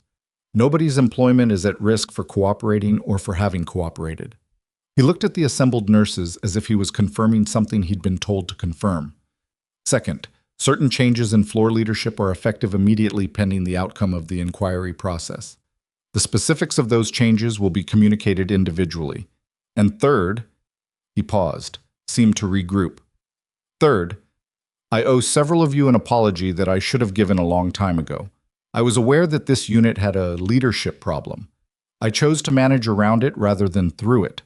That was the wrong call, and the consequences of that are on me. The floor was silent. Nobody seemed to know what to do with an administrator saying that out loud. Priya was standing 2 people to Claire's left, and she did not visibly react, but Claire could see her hands, both of them, flat against her thighs, and the knuckles were not white, but the tension was there. Terry Wachowski, beside her, made a very small sound that wasn't quite a word. Dr. Burke was at the back of the group, and he had his arms crossed and was looking at the floor, and his jaw was set in the way of someone trying to maintain composure without being entirely sure they're succeeding. Floor leadership assignment is temporarily under the authority of Dr. Osei pending formal restructuring, Holt continued. That takes effect as of right now. He looked at Osei, who had positioned herself slightly apart from the nursing group in the way attendings sometimes do without meaning to. Dr. Osei, thank you for your cooperation today. Osei nodded once. She did not smile. That's all I have, Holt said. If you have questions, please address them to... He gestured to the woman from Faraday's team, or to Dr. Osei directly. He stepped back. And then, because the timing of real events does not observe dramatic conventions, Sandra Kowalski appeared at the north end of the hallway. She had her badge still clipped to her scrubs. She was carrying the red accordion folder under her arm. Her attorney was not with her. He had clearly been dismissed or had left of his own accord, and whatever conversation had concluded in the administrator's office had not gone the way she'd planned, because the calculation was gone from her face entirely now. What was there instead was something rawer, and in some ways more dangerous. The expression of a person who has lost their strategy and hasn't finished deciding what to do without it. She walked toward the nursing station. The group of assembled staff parted slightly, not deliberately, just the natural movement of people who are responding to a shift in the room's dynamics. Sandra looked at Holt. I want to formally dispute Ms. Kowalski. The woman from Faraday's team stepped forward. She was calm and thorough about it. You've been advised that any formal dispute goes through the inquiry process. Please direct questions to Lieutenant Colonel Faraday. I'm speaking to my administrator. You're speaking during an active federal inquiry, the woman said, same register, and anything you say in this setting can be included in the inquiry record. I'd recommend having that conversation with your legal representation present. Sandra stopped. The floor was watching. All of it. Every nurse, Dr. Burke, Osei, 2 of the agents who had repositioned slightly to have a clear line of sight. Sandra looked at the assembled staff, looked at the faces that had deferred to her for years and were now quietly not doing that, not hostile, not triumphant, just present, in a way they hadn't been permitted to be before. Priya met her eyes and didn't look away. Terry looked at the floor, but she didn't step back. Dr. Burke, at the back, was looking at Sandra with the steady gaze of someone who has spent 2 years swallowing what they wanted to say and is no longer doing that. Sandra looked at Claire last. It was a long look. Something moved through it that was complicated. Not simple anger, not simple humiliation, something that had more layers than either of those and was harder to name. The recognition, maybe, of how completely and how quickly the weight of 17 years of institutional authority had redistributed itself. How a morning that she had controlled absolutely had moved, piece by piece, beyond every lever she knew how to pull. Claire looked back at her without expression. Not cold, not satisfied, just there. Present and unmoving, the way she had been in the doorway of room 4 north with the scrub brush, the way she had been in a valley with a compromised exit route and 2 wounded soldiers, the way she was in every situation that asked her to hold her position and hold it correctly. Sandra looked at the floor. She unclipped her badge. She set it on the nurse's station counter very carefully, as if being careful about it was the last piece of control she had access to. Then she picked up the accordion folder and walked toward the elevator. Nobody called after her. Nobody moved to stop her. The elevator opened, she stepped in, and the doors closed, and the floor exhaled. Not loudly, not with any ceremony, just the quiet release of a pressure that had been present for so long, it had become background noise. Holt looked at the badge on the counter. He picked it up, put it in his jacket pocket, and walked back toward the administrative wing without looking at anyone. It was 4:37. Claire had less than 2 hours until OR. She turned to Osei. I need the full pre-op team briefed on the patient's hemodynamic status. And I need someone to double-check the antibiotic timing. Second dose is due at 5:15, and I want it confirmed before pre-op moves him. On it, Osei said. The floor went back to work. Not the way it had worked before, not the careful, contracted way of a unit operating under sustained pressure, but differently. People moved with more room. There were 2 brief exchanges at the nursing station that would not have happened an hour ago.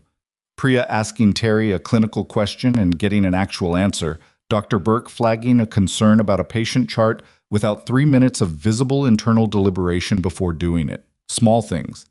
But in a unit that had been running compressed for years, small things were the first sign of a system decompressing. Claire moved through pre-op with efficiency and without drama. She reviewed the OR roster that Faraday's team had cleared. 11 of the 12 had come back clean, and the 12th, the late addition, had been quietly replaced without explanation by a confirmed OR nurse from the day shift who had agreed to extend. She stood with Adisa while he walked Maupin through the procedure a second time, watching both of them and listening for the specific tone of information exchange that tells you whether a patient actually understands what they're agreeing to or is performing understanding. Maupin understood. He asked 2 technical questions that made Adisa pause slightly, which meant they were good questions, and Adisa answered them honestly, including the part of the honest answer that was less comfortable. There's a small chance we find more than the imaging showed, Adisa said. In that case, the procedure extends and the recovery timeline changes. I want you to know that going in. What's small? Maupin asked. 12–15%. All right. You're not going to argue with me about the timeline? Maupin looked at Claire briefly. I've been informed that's not a useful argument. Adisa looked at Claire too, with the slightly confused expression of a surgeon who had been told a nurse would be in his OR for reasons that hadn't been fully explained to him. She met his eyes and let him read whatever he needed to read there. He seemed to decide it was acceptable. At 6:10, they moved Maupin to pre-op holding. At 6:20, Garrett appeared at Claire's elbow as she was gowning up outside the OR suite. Background came back on Sandra Kowalski's attorney, he said quietly. She stopped. His firm has represented 3 clients with connections to the Harmon Group in the past 4 years, Garrett said. The Harmon Group is... I know what the Harmon Group is, Claire said. She did. It was in the 3 pages Worrow had slid across the table. Not centrally, a peripheral reference, a funding line, a connection 2 steps removed from the operational context Maupin was scheduled to testify about. It's probably a coincidence, Garrett said, in the tone of someone who has trained themselves not to assume coincidences. Probably, Claire said in the same tone. Worrow is running it now. How long will that take? Few hours. Maybe by the time you're out of the OR. She finished gowning up. If it's not a coincidence, she said, and Sandra was in position on this floor before Maupin's placement was confirmed, then someone knew you were here before we did, Garrett said, and used a different vector to get eyes on the floor. They looked at each other. That's a significant if, Claire said. Yes, Garrett said. It is. She pushed through the OR door. The room was set up and running, instruments laid, monitors active, Adisa's team in position, Maupin already partially sedated and being transferred to the table. The anesthesiologist, a compact, deliberate woman named Dr. Feist, was managing the induction with the particular focused calm of someone who is very good at her specific job. Claire took her position. She did her job. She monitored, assisted, tracked, flagged, and stayed continuously aware of the room and every person in it, which was a specific kind of double attention that was exhausting and necessary, and she had trained herself to sustain it across long operations years before she understood exactly why that training was being given to her. The procedure ran 83 minutes. Adisa was good. He was genuinely, concretely good, precise, and unhurried in the specific way of someone who has developed enough mastery to move quickly without rushing. And he found what the CT had shown and addressed it with the methodology of a surgeon who is not trying to prove anything. He also found what the CT had not shown. "There's a second site," he said, at the 50-minute mark, without alarm, just information. "Posterior to the first, very small. I'm going to get it while we're in." That was the 15% Maupin had been told about. Claire noted the time, extended the projected recovery timeline in her head, filed it. Maupin's pressure held through the procedure at numbers that were low but stable, and the anesthesia management was clean, and when Adisa closed at the 83-minute mark, he stood back from the table with the expression of someone who has done what they came to do. "Good," he said, not triumphant, just accurate. "He's going to have a rough night, but he'll be okay." Claire exhaled, one breath. Then she was moving again because the work wasn't finished. Recovery room, vitals every 15 minutes, second antibiotic dose, monitoring for post-operative bleeding, and a conversation with Faraday's team the moment Maupin was stable enough to leave with the night nurse. It was 8:47 when she finally stepped out of the recovery corridor and into the main hallway. Kelso was there. And Worrow. And the expression on Worrow's face had changed from the controlled patience of the conference room. "We got the full background on the attorney," Worrow said. "And?" "It's not a coincidence." The hallway was empty except for them. The late shift had thinned the floor, and the agents had consolidated near recovery. "Sandra Kowalski did not know what she was part of," Worrow said carefully. "We're confident of that. But the attorney who arrived here today, the one she called on retainer, has a direct client relationship with a principal in the Harmon Group." She paused. "And the retainer agreement was signed 14 months ago." 14 months ago. 13 months before Maupin's operation. 11 months before Claire had accepted the travel contract that put her in Millbrook, Montana. "The retainer was signed before any of this started," Claire said. "Before any of this started that we know about," Worrow said. The hallway was very quiet. "You're saying Sandra's attorney was already in place before the operation, before the travel contract, before Maupin's routing decision this morning," Claire said. "Which means someone was maintaining an asset in Sandra Kowalski's professional circle before any of those things happened." "Maintaining a relationship," Worrow said. "We don't know yet if it was targeted specifically at this facility or if it was part of a broader network." Claire thought about Sandra, about day one, the immediate singling out, the escalating assignments, the file that had been building since the first shift. She thought about the trajectory of it, the way it had looked like pure institutional bullying because that's what it was, but also the way it had functioned to make Claire's access to Maupin's floor complicated, her position precarious, her ability to operate with any authority compromised. She might be constructing a pattern that wasn't there. She might not be. "Has Sandra been contacted by your team?" Claire asked. "She's been asked to remain available. She was escorted home an hour ago." "She's not in custody?" "No grounds yet." Worrow looked at her. "We need to talk to her before we establish grounds, and we need to do that carefully, because if she genuinely doesn't know the significance of the attorney connection, how we approach her matters." She paused. "And if she does know, then the approach matters even more," Claire said. Worrow nodded. The elevator at the far end of the hall opened. Faraday stepped out. She crossed the distance to them quickly, with the purposeful walk of someone carrying news that doesn't improve with delay. She held up her phone. On the screen was a photograph, a screen grab from what appeared to be a parking structure camera. Time-stamped 11:14 a.m. A woman in scrubs near a gray sedan, her back partially to the camera, speaking to someone through the driver's window. The car's interior was in shadow, but the license plate was visible. Faraday had run it. Claire looked at the photo, looked at the build and posture of the woman in scrubs, looked at the timestamp, 11:14, which was when Sandra was supposed to be in Holt's office, not in a parking structure having a conversation through a car window. "Is that Sandra?" Claire asked. Faraday looked at her. "That's what we're trying to determine," she said. "But whoever it is, they were in that parking structure at 11:14. And the car they were talking to left the lot 6 minutes later and has been tracked to a location 40 miles outside Millbrook." She paused. "The location is a communications relay station."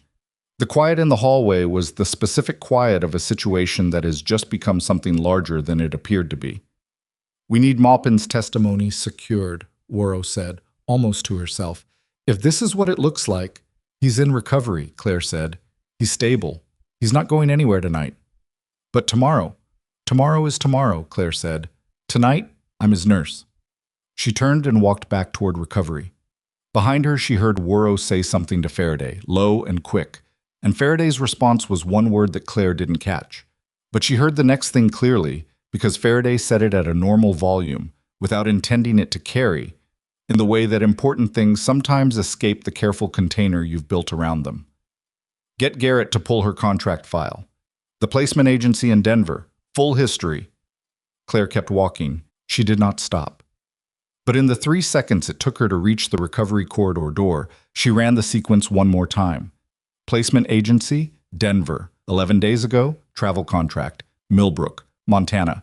A facility within 50 miles of an active operation, flagged in a federal system 3 weeks ago, before she'd even arrived. She pushed through the door. Maupin was awake. Barely. The anesthesia still had him slow and unfocused, but his eyes tracked to her when she entered, which was a good sign. "How'd it go?" he said. His voice was thick. "Clean," she said. "Adisa got everything." He exhaled. "Good." She checked his monitor, vitals still holding. "Merritt," he said. "Rest," she said. "In a second." He looked at her with the unfocused but still present gaze of a man trying to push through sedation because something matters more than the sedation. "The briefing. Worrow told you about the proceeding." "Yes." "Then you know what's at stake if I don't make it to that room." "You'll make it," she said. "I need you to understand, Derek." She used his name, not his rank, and he noticed, and the slight shock of it cut through the anesthesia better than anything else could have. "You're going to make it. I'm here. Now rest." He looked at her for a long moment. Then he closed his eyes. She stayed at the monitor and watched the numbers and listened to the building around her. The night sounds of a hospital, the different rhythm of it, quieter and more exposed than the day. And she thought about parking structures and placement agencies and attorneys on retainer and the specific geometry of a situation that had too many moving parts to be coincidence and not enough confirmed connections to be certainty. And then her phone buzzed. A message from an unfamiliar internal extension, 4 words. "Check your contract file." She stared at the 4 words for 3 seconds. Then she pulled up the extension number and ran it against the hospital's internal directory. It came back as a conference room on the 2nd floor. Not Faraday's room, a different one, 2 doors down. She looked at Maupin. His breathing was even, the monitor stable, and the night recovery nurse, a quiet, competent man named Dario, who had been briefed and cleared and was standing at the secondary station, was watching the readouts without needing instruction. "I need 15 minutes, Claire said. Dario nodded. "I'll page if anything moves." She went downstairs. The 2nd floor conference room she'd been directed to was dark, except for a laptop screen when she pushed the door open. Garrett was there. Not Worrow, not Faraday, just Garrett, sitting with the laptop and a printed file that was thick enough to have come from a records pull, not a summary. "Close the door," he said. She closed it. "The placement agency in Denver," he said, and turned the laptop to face her. "Meridian Health Staffing, founded 8 years ago, primarily contracts in the Mountain West region. 41 active travel nurses on placement right now across 6 states. He paused. Majority shareholder transferred to a holding company 14 months ago. The holding company has 3 other assets. One of them is a private security firm with documented contractual relationships with the Harmon Group." Claire looked at the screen. "The agency that placed me here," she said. "Yes. 14 months ago. The same month as the attorney retainer." She sat down. She did it because her body made a decision without consulting her, not from weakness, from the specific weight of a realization that takes a moment to fully land. She had chosen Meridian because a colleague had recommended them 2 years ago, before any of this had existed, before the operation Maupin commanded had even been conceived. The recommendation had been genuine, she was certain of that. But somewhere between the genuine recommendation and the contract in Millbrook, the agency had changed ownership, and the new owners had not been placing travel nurses into regional hospitals out of commitment to healthcare access. They didn't know I'd be flagged in the federal system, she said. It wasn't a question. She was working through it out loud. They couldn't have. The flag was automated. My clearance history triggered it when HR submitted the contract paperwork. Correct, Garrett said. We think the original intent was to use the agency to place personnel in facilities adjacent to active operations. You were not a known variable. When the flag came up, it changed the picture. From their perspective, having someone with your background already inside the facility was either a complication or an opportunity, depending on how they read you. Which was it? Sandra Kowalski's behavior toward you started on day one, Garrett said, before anyone outside the agency knew you'd been flagged. We think the instruction to Kowalski, if there was a direct instruction, which we haven't confirmed, was to make your position on the floor precarious. Keep you occupied, keep you low status, keep you from having the kind of institutional footing that would make you an effective witness or responder to anything that developed. Claire looked at the laptop screen and the organizational chart it was displaying. The holding company structure, the subsidiary lines, the names of principals that she didn't recognize but would. Sandra didn't know any of the operational context, she said. Almost certainly not. She was given a reason that fit her existing patterns. The travel nurse who didn't know her place, the transfer who needed to be managed. It didn't take much. The instinct was already there. Garrett's voice was flat, not judgmental, just accurate. She was used because she was easy to use. That sat in the room for a moment. It didn't make what Sandra had done smaller. The 17 incidents in Osei's legal pad, the pattern across years, the nurses who had left before their contracts ended, none of that was reducible to external manipulation. Sandra had made her choices every morning when she walked onto that floor. The manipulation had found fertile ground because the ground was already fertile. But it was a fuller picture, and a fuller picture was always more honest than a simpler one. What happens now? Claire asked. Worrow's team is executing a warrant on the holding company's communications records as of an hour ago. The attorney who came to the hospital today has been notified he's a person of interest in a federal inquiry and strongly advised to cooperate. Garrett closed the laptop partially. Sandra Kowalski will be interviewed tomorrow morning. Her cooperation determines what comes next for her individually. And the parking structure photo? The woman at the car? Facial recognition came back 40 minutes ago. He paused. It's not Sandra. Claire looked at him. It's a woman named Riva Doss, contract worker in the hospital's facilities management department. She's been employed here for 7 months. Garrett's voice stayed level. She was arrested at 9:47 tonight at her residence. 7 months. Placed inside the hospital's physical plant, with access to every floor, every camera junction, every service corridor, a different layer of the same architecture. Is there anyone else? Claire asked. We don't know yet. The investigation is... He paused. It's going to take time. But Maupin is secure. Yes, the facility is locked and the team is in place and he is secure. Garrett looked at her with the direct gaze he'd maintained through every conversation. You made that possible tonight. The OR went clean. His testimony is intact. She said nothing.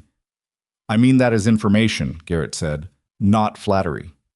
I know, she said. Thank you for the briefing. She stood up. One more thing, Garrett said. She waited. The contract file for Meridian Health Staffing is going to be part of the federal record now, which means your placement here, the circumstances of it, are going to be formally documented. He looked at her steadily. When that documentation is complete, certain things about your previous service record that are currently classified will need to be reviewed for relevance to the investigation. The review process has a mechanism for partial declassification. He paused. Your commendation is one of those documents. Claire was quiet. I'm telling you because it won't be your decision to make, Garrett said. The process moves whether you initiate it or not. I thought you should know in advance. She nodded once. Then she went back upstairs. Maupin's first night in recovery was not easy, which was what Adisa had predicted and what Claire had prepared for. His pressure dropped twice, not critically, but enough to require intervention, a fluid adjustment the first time, and a medication change the second. And his fever came back at 2 a.m. and required attention, and he woke at 3:15 from what was clearly a bad dream or a pain spike or both, and was disoriented for a few minutes in the particular way of people coming up through anesthesia's long tail, not knowing where they were, reaching for something that wasn't there. Claire was the one who reached back. Not with words. He wasn't oriented enough for words yet. Just a hand on his forearm, steady pressure, present. The way you anchor someone when the room isn't solid for them yet. He came back. Found the room, found her. Merritt, he said. Right here, she said. He exhaled, and his blood pressure on the monitor above them came down 4 points. She stayed through the night. Not because the protocol required it. Dario was competent, and the coverage was adequate. She stayed because she had learned in years of work in environments where the stakes were consistently life and death that the difference between adequate and good was often just presence. Someone who knew this patient's full picture, who didn't need to be briefed, who could read the subtle shifts before the monitor caught them. She was that person tonight. By 5:30 a.m., his fever had broken. By 6, his pressure had stabilized at a number that didn't require her to watch it every 8 minutes. By 7, when the day shift began arriving and the hospital's morning rhythm restarted, he was awake and oriented and had asked for water and then coffee and been given water and told about the coffee. Tonight, Claire said. Tomorrow, he said. Tonight, she said, and he didn't argue. Doctor. Adisa came by at 7:40 for his post-operative check and spent 12 minutes at the bedside reviewing the night's vitals with the focused satisfaction of a surgeon seeing the work hold. He looked at Claire once during the review. Not to check her work, she could tell, but with a different quality, the look of someone reassessing a picture they'd been given. You stayed through the night, he said. He had a complicated night. Dario was here. Yes, she said. Adisa looked at her for a moment, then at Malpin, then back at his clipboard. He wrote something in the chart. She didn't ask what. At 9 a.m., Faraday came to the room. She came alone, which was a departure from how she'd moved through the previous day, and she had the legal pad from the conference room under her arm, not Osei's, a different one, and the expression of someone who has been working through the night and has arrived at conclusions that require delivery. Malpin was awake enough to participate. We'll need your formal statement as soon as you're cleared for it medically, Faraday said. The inquiry record is being transferred to the federal level this morning. The scope has expanded beyond the original workplace conduct investigation. How far expanded? Malpin asked. Significantly. Faraday opened her legal pad. The Harmon Group connection opens a conspiracy strand that your JAG team will be leading. This facility becomes a federal crime scene for purposes of the investigation. We're coordinating with the U.S. Attorney's Office in Denver. Malpin looked at Claire. She looked back at him. What about staff here? He asked. The nurses who cooperated with the inquiry. Protected under the witness provisions, Faraday said. Their employment status is insulated. Any retaliation would constitute obstruction. She paused. The hospital board has been briefed. Administrator Holt submitted his resignation at 7 this morning. Claire hadn't expected that. She absorbed it. He resigned voluntarily? She asked. He submitted it before we asked for it, Faraday said. I'll let you draw your own conclusions about timing. She turned a page. Sandra Kowalski's interview is at 10. Her attorney will be present, a different one, not the Harmon connection. That attorney was formally advised to withdraw. And Riva Das? Claire asked. In federal custody. Interview is ongoing. Faraday's voice stayed level. She's talking. That's all I can say right now. The room was quiet for a moment. Outside the window, Millbrook was doing what it did every morning, traffic on the main road visible from the upper floor, the distant sound of the city restarting itself, ordinary and oblivious. The way cities are, when complicated things are happening inside buildings they don't know about. Faraday looked at Claire. There's one more thing, she said, and this one I'm delivering on behalf of Colonel Malpin's command, not the inquiry. Claire waited. Your service record, Faraday said, specifically the classified commendation from the operation in... She stopped. Used careful language. From the operation 3 years ago. That commendation has been formally recommended for partial declassification. The review was triggered by the investigation, but the recommendation came from the command independently. She set a single page on the table beside the bed. This is the notification. The actual declassification takes 30 to 60 days. But the command wanted you to have the notification now. Claire looked at the page. She didn't pick it up immediately.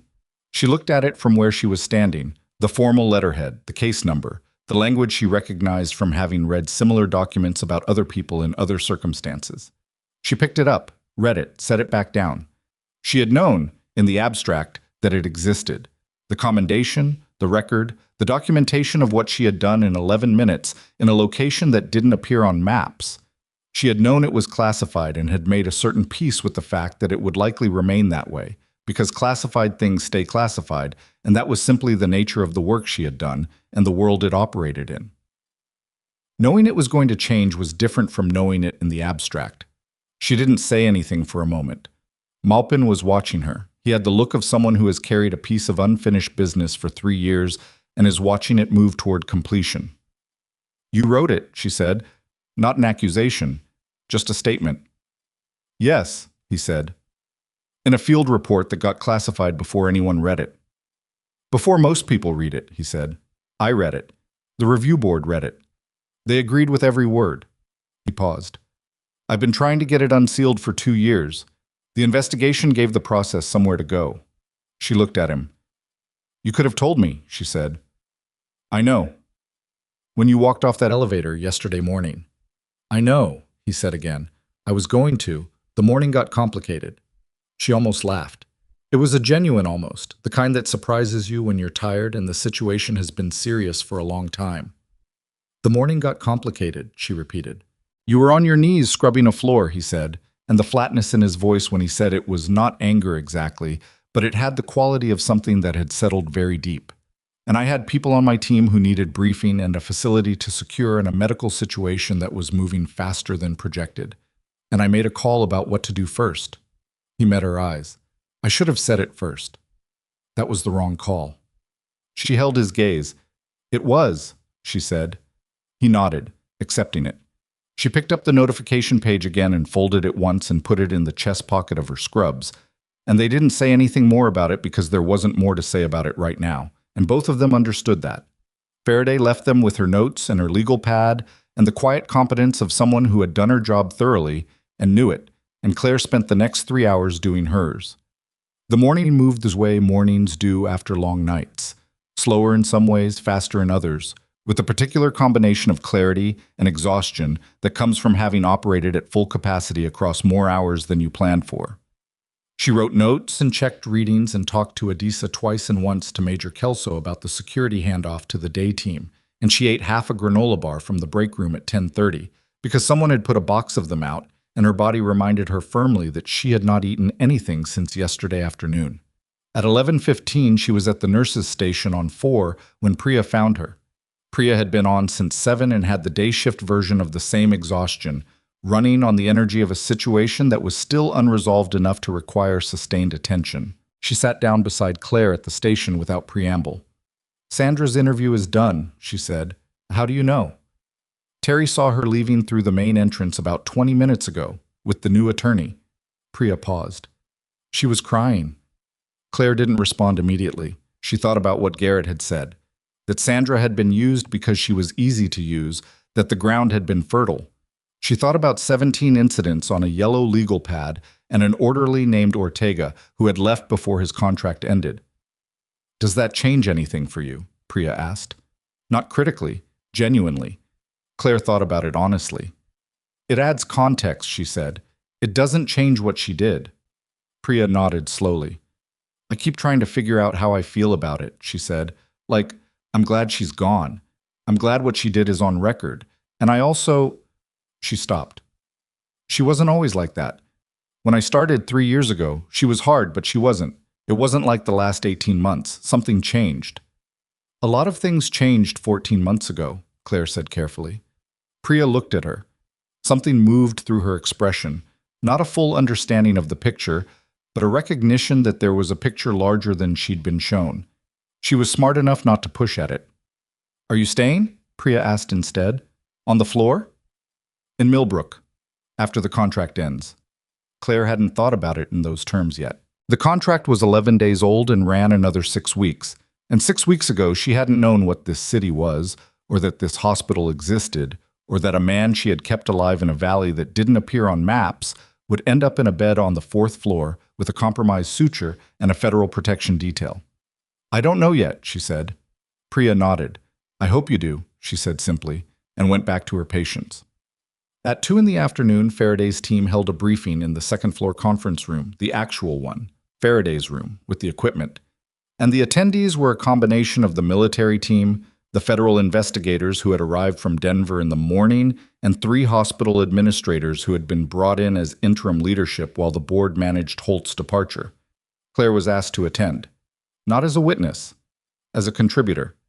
The difference was in how Faraday introduced her, not as the nurse on 4 or the travel nurse who had been present during the incident, but as Captain Merritt, with the rank used cleanly and without qualification, in front of 12 people, some of whom had spent the previous 24 hours watching her take vitals and push medication carts and manage a post-operative patient through a difficult night.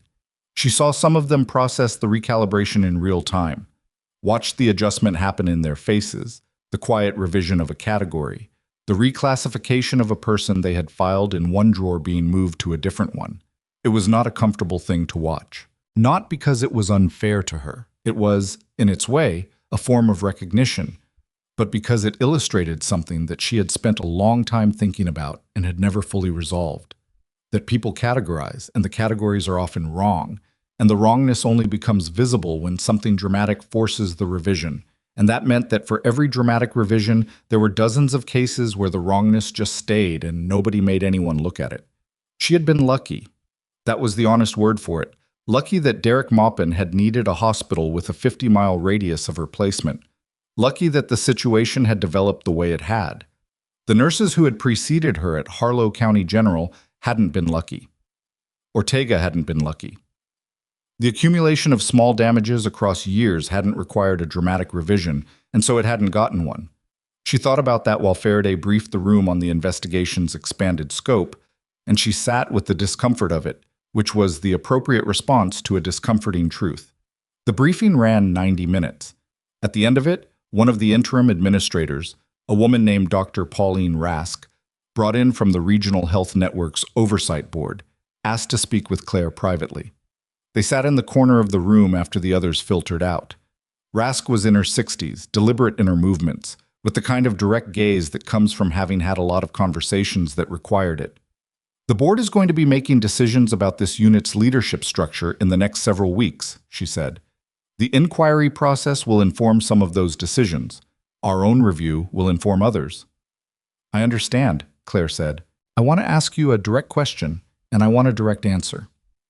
All right. If we offered you a formal role in restructuring the nursing leadership on 4, not a travel contract, a permanent role, would you consider it? Claire looked at her. What kind of role? That's part of what we'd be asking you to help define, Rask said. The floor has a staffing culture problem that predates Sandra Kowalski and won't be solved by her removal alone. It needs someone who can rebuild from the structural level, accountability frameworks, supervision protocols, the kind of credentialing review that should have happened years ago. She paused. What happened on this floor yesterday affected 8 or 10 people directly. What happened over the last 4 years affected significantly more. The board understands that now. They want to do it differently. That would take longer than a few weeks, Claire said. Yes. And it's not a nursing role, it's an administrative and clinical role combined. Yes, Rask said again. That's why it needs someone who can operate in both registers. She looked at Claire steadily. You spent last night managing a classified post-operative case with federal security implications, and this morning running a standard nursing floor during a federal investigation. Both at the same time without anyone having to tell you how. Claire looked at the table. The afternoon light came through the conference room window at a flat angle, casting the room in the particular late-day quality that makes things look both clear and tired. She thought about the contract file from Meridian Health Staffing, which was now a piece of evidence in a federal investigation, and about the 30 to 60 days before a classified commendation became part of her accessible record, and about Priya sitting beside her at the nurse's station asking, "Are you staying?" She thought about a yellow legal pad, thick with 4 years of things that should have been heard sooner. She thought about Dr. Burke, who was better than adequate and had been suppressed, and Terry, who had shaken when she came back from her interview, and the nurses who had watched her get assigned a scrub brush on her 11th day and had not said anything because saying anything had costs they couldn't afford. I need to think about it, she said. That's fair, Rask said. Take a week. I'll give you an answer in 3 days, Claire said. Rask almost smiled. All right. Claire left the conference room and went back upstairs. The fourth floor in the mid-afternoon had the quality she had started to recognize as its new baseline. Not the compressed anxiety of the previous days, not the crisis mode density of yesterday, but something genuinely different. Loser. Not sloppy, not undisciplined, just the normal functional pressure of a medical unit doing its work without the additional layer of institutional fear sitting on top of everything. Dr. Burke was at the station with a chart and a cup of coffee and was explaining something to a first-year resident with a patience and clarity that told Claire he had been doing this kind of informal teaching for a long time in private and was only now doing it out loud where people could see. Priya was at the medication cart moving through her afternoon round with the easy efficiency of someone who knows their work well and is no longer spending half their cognitive bandwidth monitoring the room for incoming pressure. The agents near Maupin's room had shifted positions but were still there, and would be until the investigation's protective parameters were formally revised. Claire stopped at the station and checked her patient list. Then she walked to Maupin's room. He was sitting up. Someone had brought him a real cup of coffee, Kelso, probably, and he had it in his good hand and was looking at something on his tablet with the focused attention of a man who has been medically sidelined and is processing his frustration about it by staying informed about everything he can't directly affect. He looked up when she came in. Fever's been gone 6 hours, she said. Pressure is holding. Adisa says if tonight is stable, you'll be cleared for limited mobility tomorrow. Define limited. Walking to the bathroom without a nursing escort, she said. Don't push it. He set the tablet down. Rask talked to you. Yes. And? Claire pulled the chair from the corner of the room, not the formal visitor chair, the functional one she'd been using when she needed to chart in here, and sat down in it. You knew she was going to offer me something, she said. I knew she was thinking about it. I didn't know the specifics. Did you say anything to her? I told her what I told you yesterday, that you're the kind of person who holds their position correctly. He paused. That's not a small thing. Most people can't do it. She looked at him. The commendation, she said, when it's public record, what does that actually change for me? He considered the question honestly, which she appreciated. He didn't rush the answer. Practically, it gives you access to advocacy networks and career resources in the veteran medical community that are currently closed to you because the record is sealed. He turned his coffee cup once in his hand. It also means that the next time someone puts a scrub brush in your hand because they've decided you don't know your place, there's a public document that says something different. He looked at her directly. Not that you need a document for that. No, she said. But other people sometimes do. He nodded. She stood up, checked his IV line from habit, noted the flow rate, noted the color of the site. Clean, no infiltration. 3 days, she said. What happens in 3 days? I give Rask an answer. She moved toward the door. Rest. I'll check on you at 6. Merritt. She stopped. He was looking at her with the expression she had come to recognize over the last 2 days. The one where the military formality and the actual person behind it were both visible at the same time, which didn't happen often for people who had spent decades in the kind of work that asks you to keep them separate. What you did, he said. Not yesterday. Before. In the field. He stopped, started again. I've been in 31 years. I've seen people make decisions under pressure that I would not have made. Good decisions. The right ones. He paused. What you did in those 11 minutes, I have not stopped thinking about it since it happened, and I've been trying to find the right words for 3 years. The room was quiet. You don't have to find them, she said. I know, he said. I'm going to anyway. She waited. Thank you, he said, for that and for this. She looked at him for a moment. You're welcome, she said, for both. She walked out. The hallway was the ordinary fourth-floor hallway of a mid-sized Montana hospital in the mid-afternoon, lit by the institutional lighting that is the same in every hospital in the world, and it smelled like the combination of antiseptic and carpet and recycled air that is also the same in every hospital in the world. And Claire Merritt walked down it in her scrubs with her temp badge clipped to her chest and her name on it and a folded piece of paper in her pocket that was about to become the first step in a documented record catching up to a reality that had always existed. She thought about what it meant to be underestimated, not in the abstract, not as a motivational observation, but concretely. What it meant to walk into a room and have the room decide in the first 30 seconds that you were a certain kind of person, small, manageable, containable, easily directed. What it cost to absorb that assessment repeatedly and keep working anyway. What it took from you, across days and weeks, to hold your competence inside yourself with no external validation, while someone with a title and a louder voice told you, in 100 small ways, that you weren't what you knew yourself to be. She knew nurses who had left the profession over it, not because they couldn't do the work, because the work had been made so small around them that they couldn't see how to do it at full scale. She knew soldiers who had processed out early for the same reason in different rooms. She knew, personally, what it felt like to have a commendation sitting in a classified file while you scrubbed a hospital floor and someone stood over you and told you to move faster. And she knew this was the part that was hardest to hold without it becoming something bitter, that the system that produced that situation was not usually malicious. It was often just inattentive. Administrators who managed around problems instead of through them. Physicians who chose not to look up at the right moment. Structures that rewarded the appearance of competence over its substance and punished those who threatened the appearance by embodying the substance too visibly. The yellow legal pad had 4 years of evidence. Sandra Kowalski had not operated in a vacuum. She had operated in a system that accommodated her because the accommodation was easier than the alternative, and the people who paid the cost of that accommodation were the people who could least afford to push back. That was the thing worth changing, not just Sandra, the structure that made Sandra possible and left her in place for 4 years and looked away. Claire reached the end of the hallway and stopped at the window. The parking lot was visible below. The transport van was gone now, had been relocated the previous evening as part of the security adjustment. The lot was ordinary, full of ordinary cars belonging to staff and patients and visitors, people moving through it with the unremarkable purposefulness of people who are going about the parts of their lives that aren't in crisis right now. 3 days. She would take the 3 days, she would sleep, which she had not properly done in over 30 hours. She would think about Rask's offer without the weight of the immediate situation pressing on every side. And she would think about it honestly, not just about what she was capable of, which she had never had much trouble knowing, but about what she wanted. What the work looked like when it was the right work in the right form.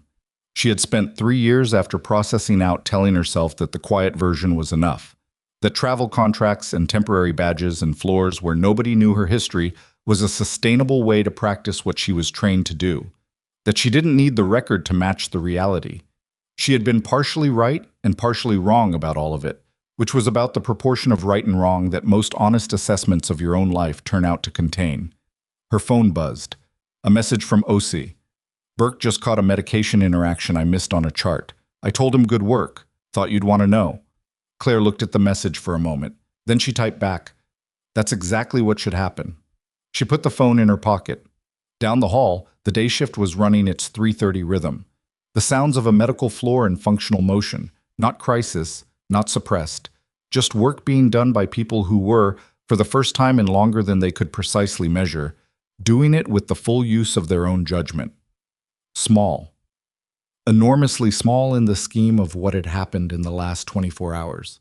And also not small at all because the absence of fear in a place that had been organized around fear for years is not a small thing. It is, in fact, the only foundation on which anything worth building can be built. Claire turned away from the window.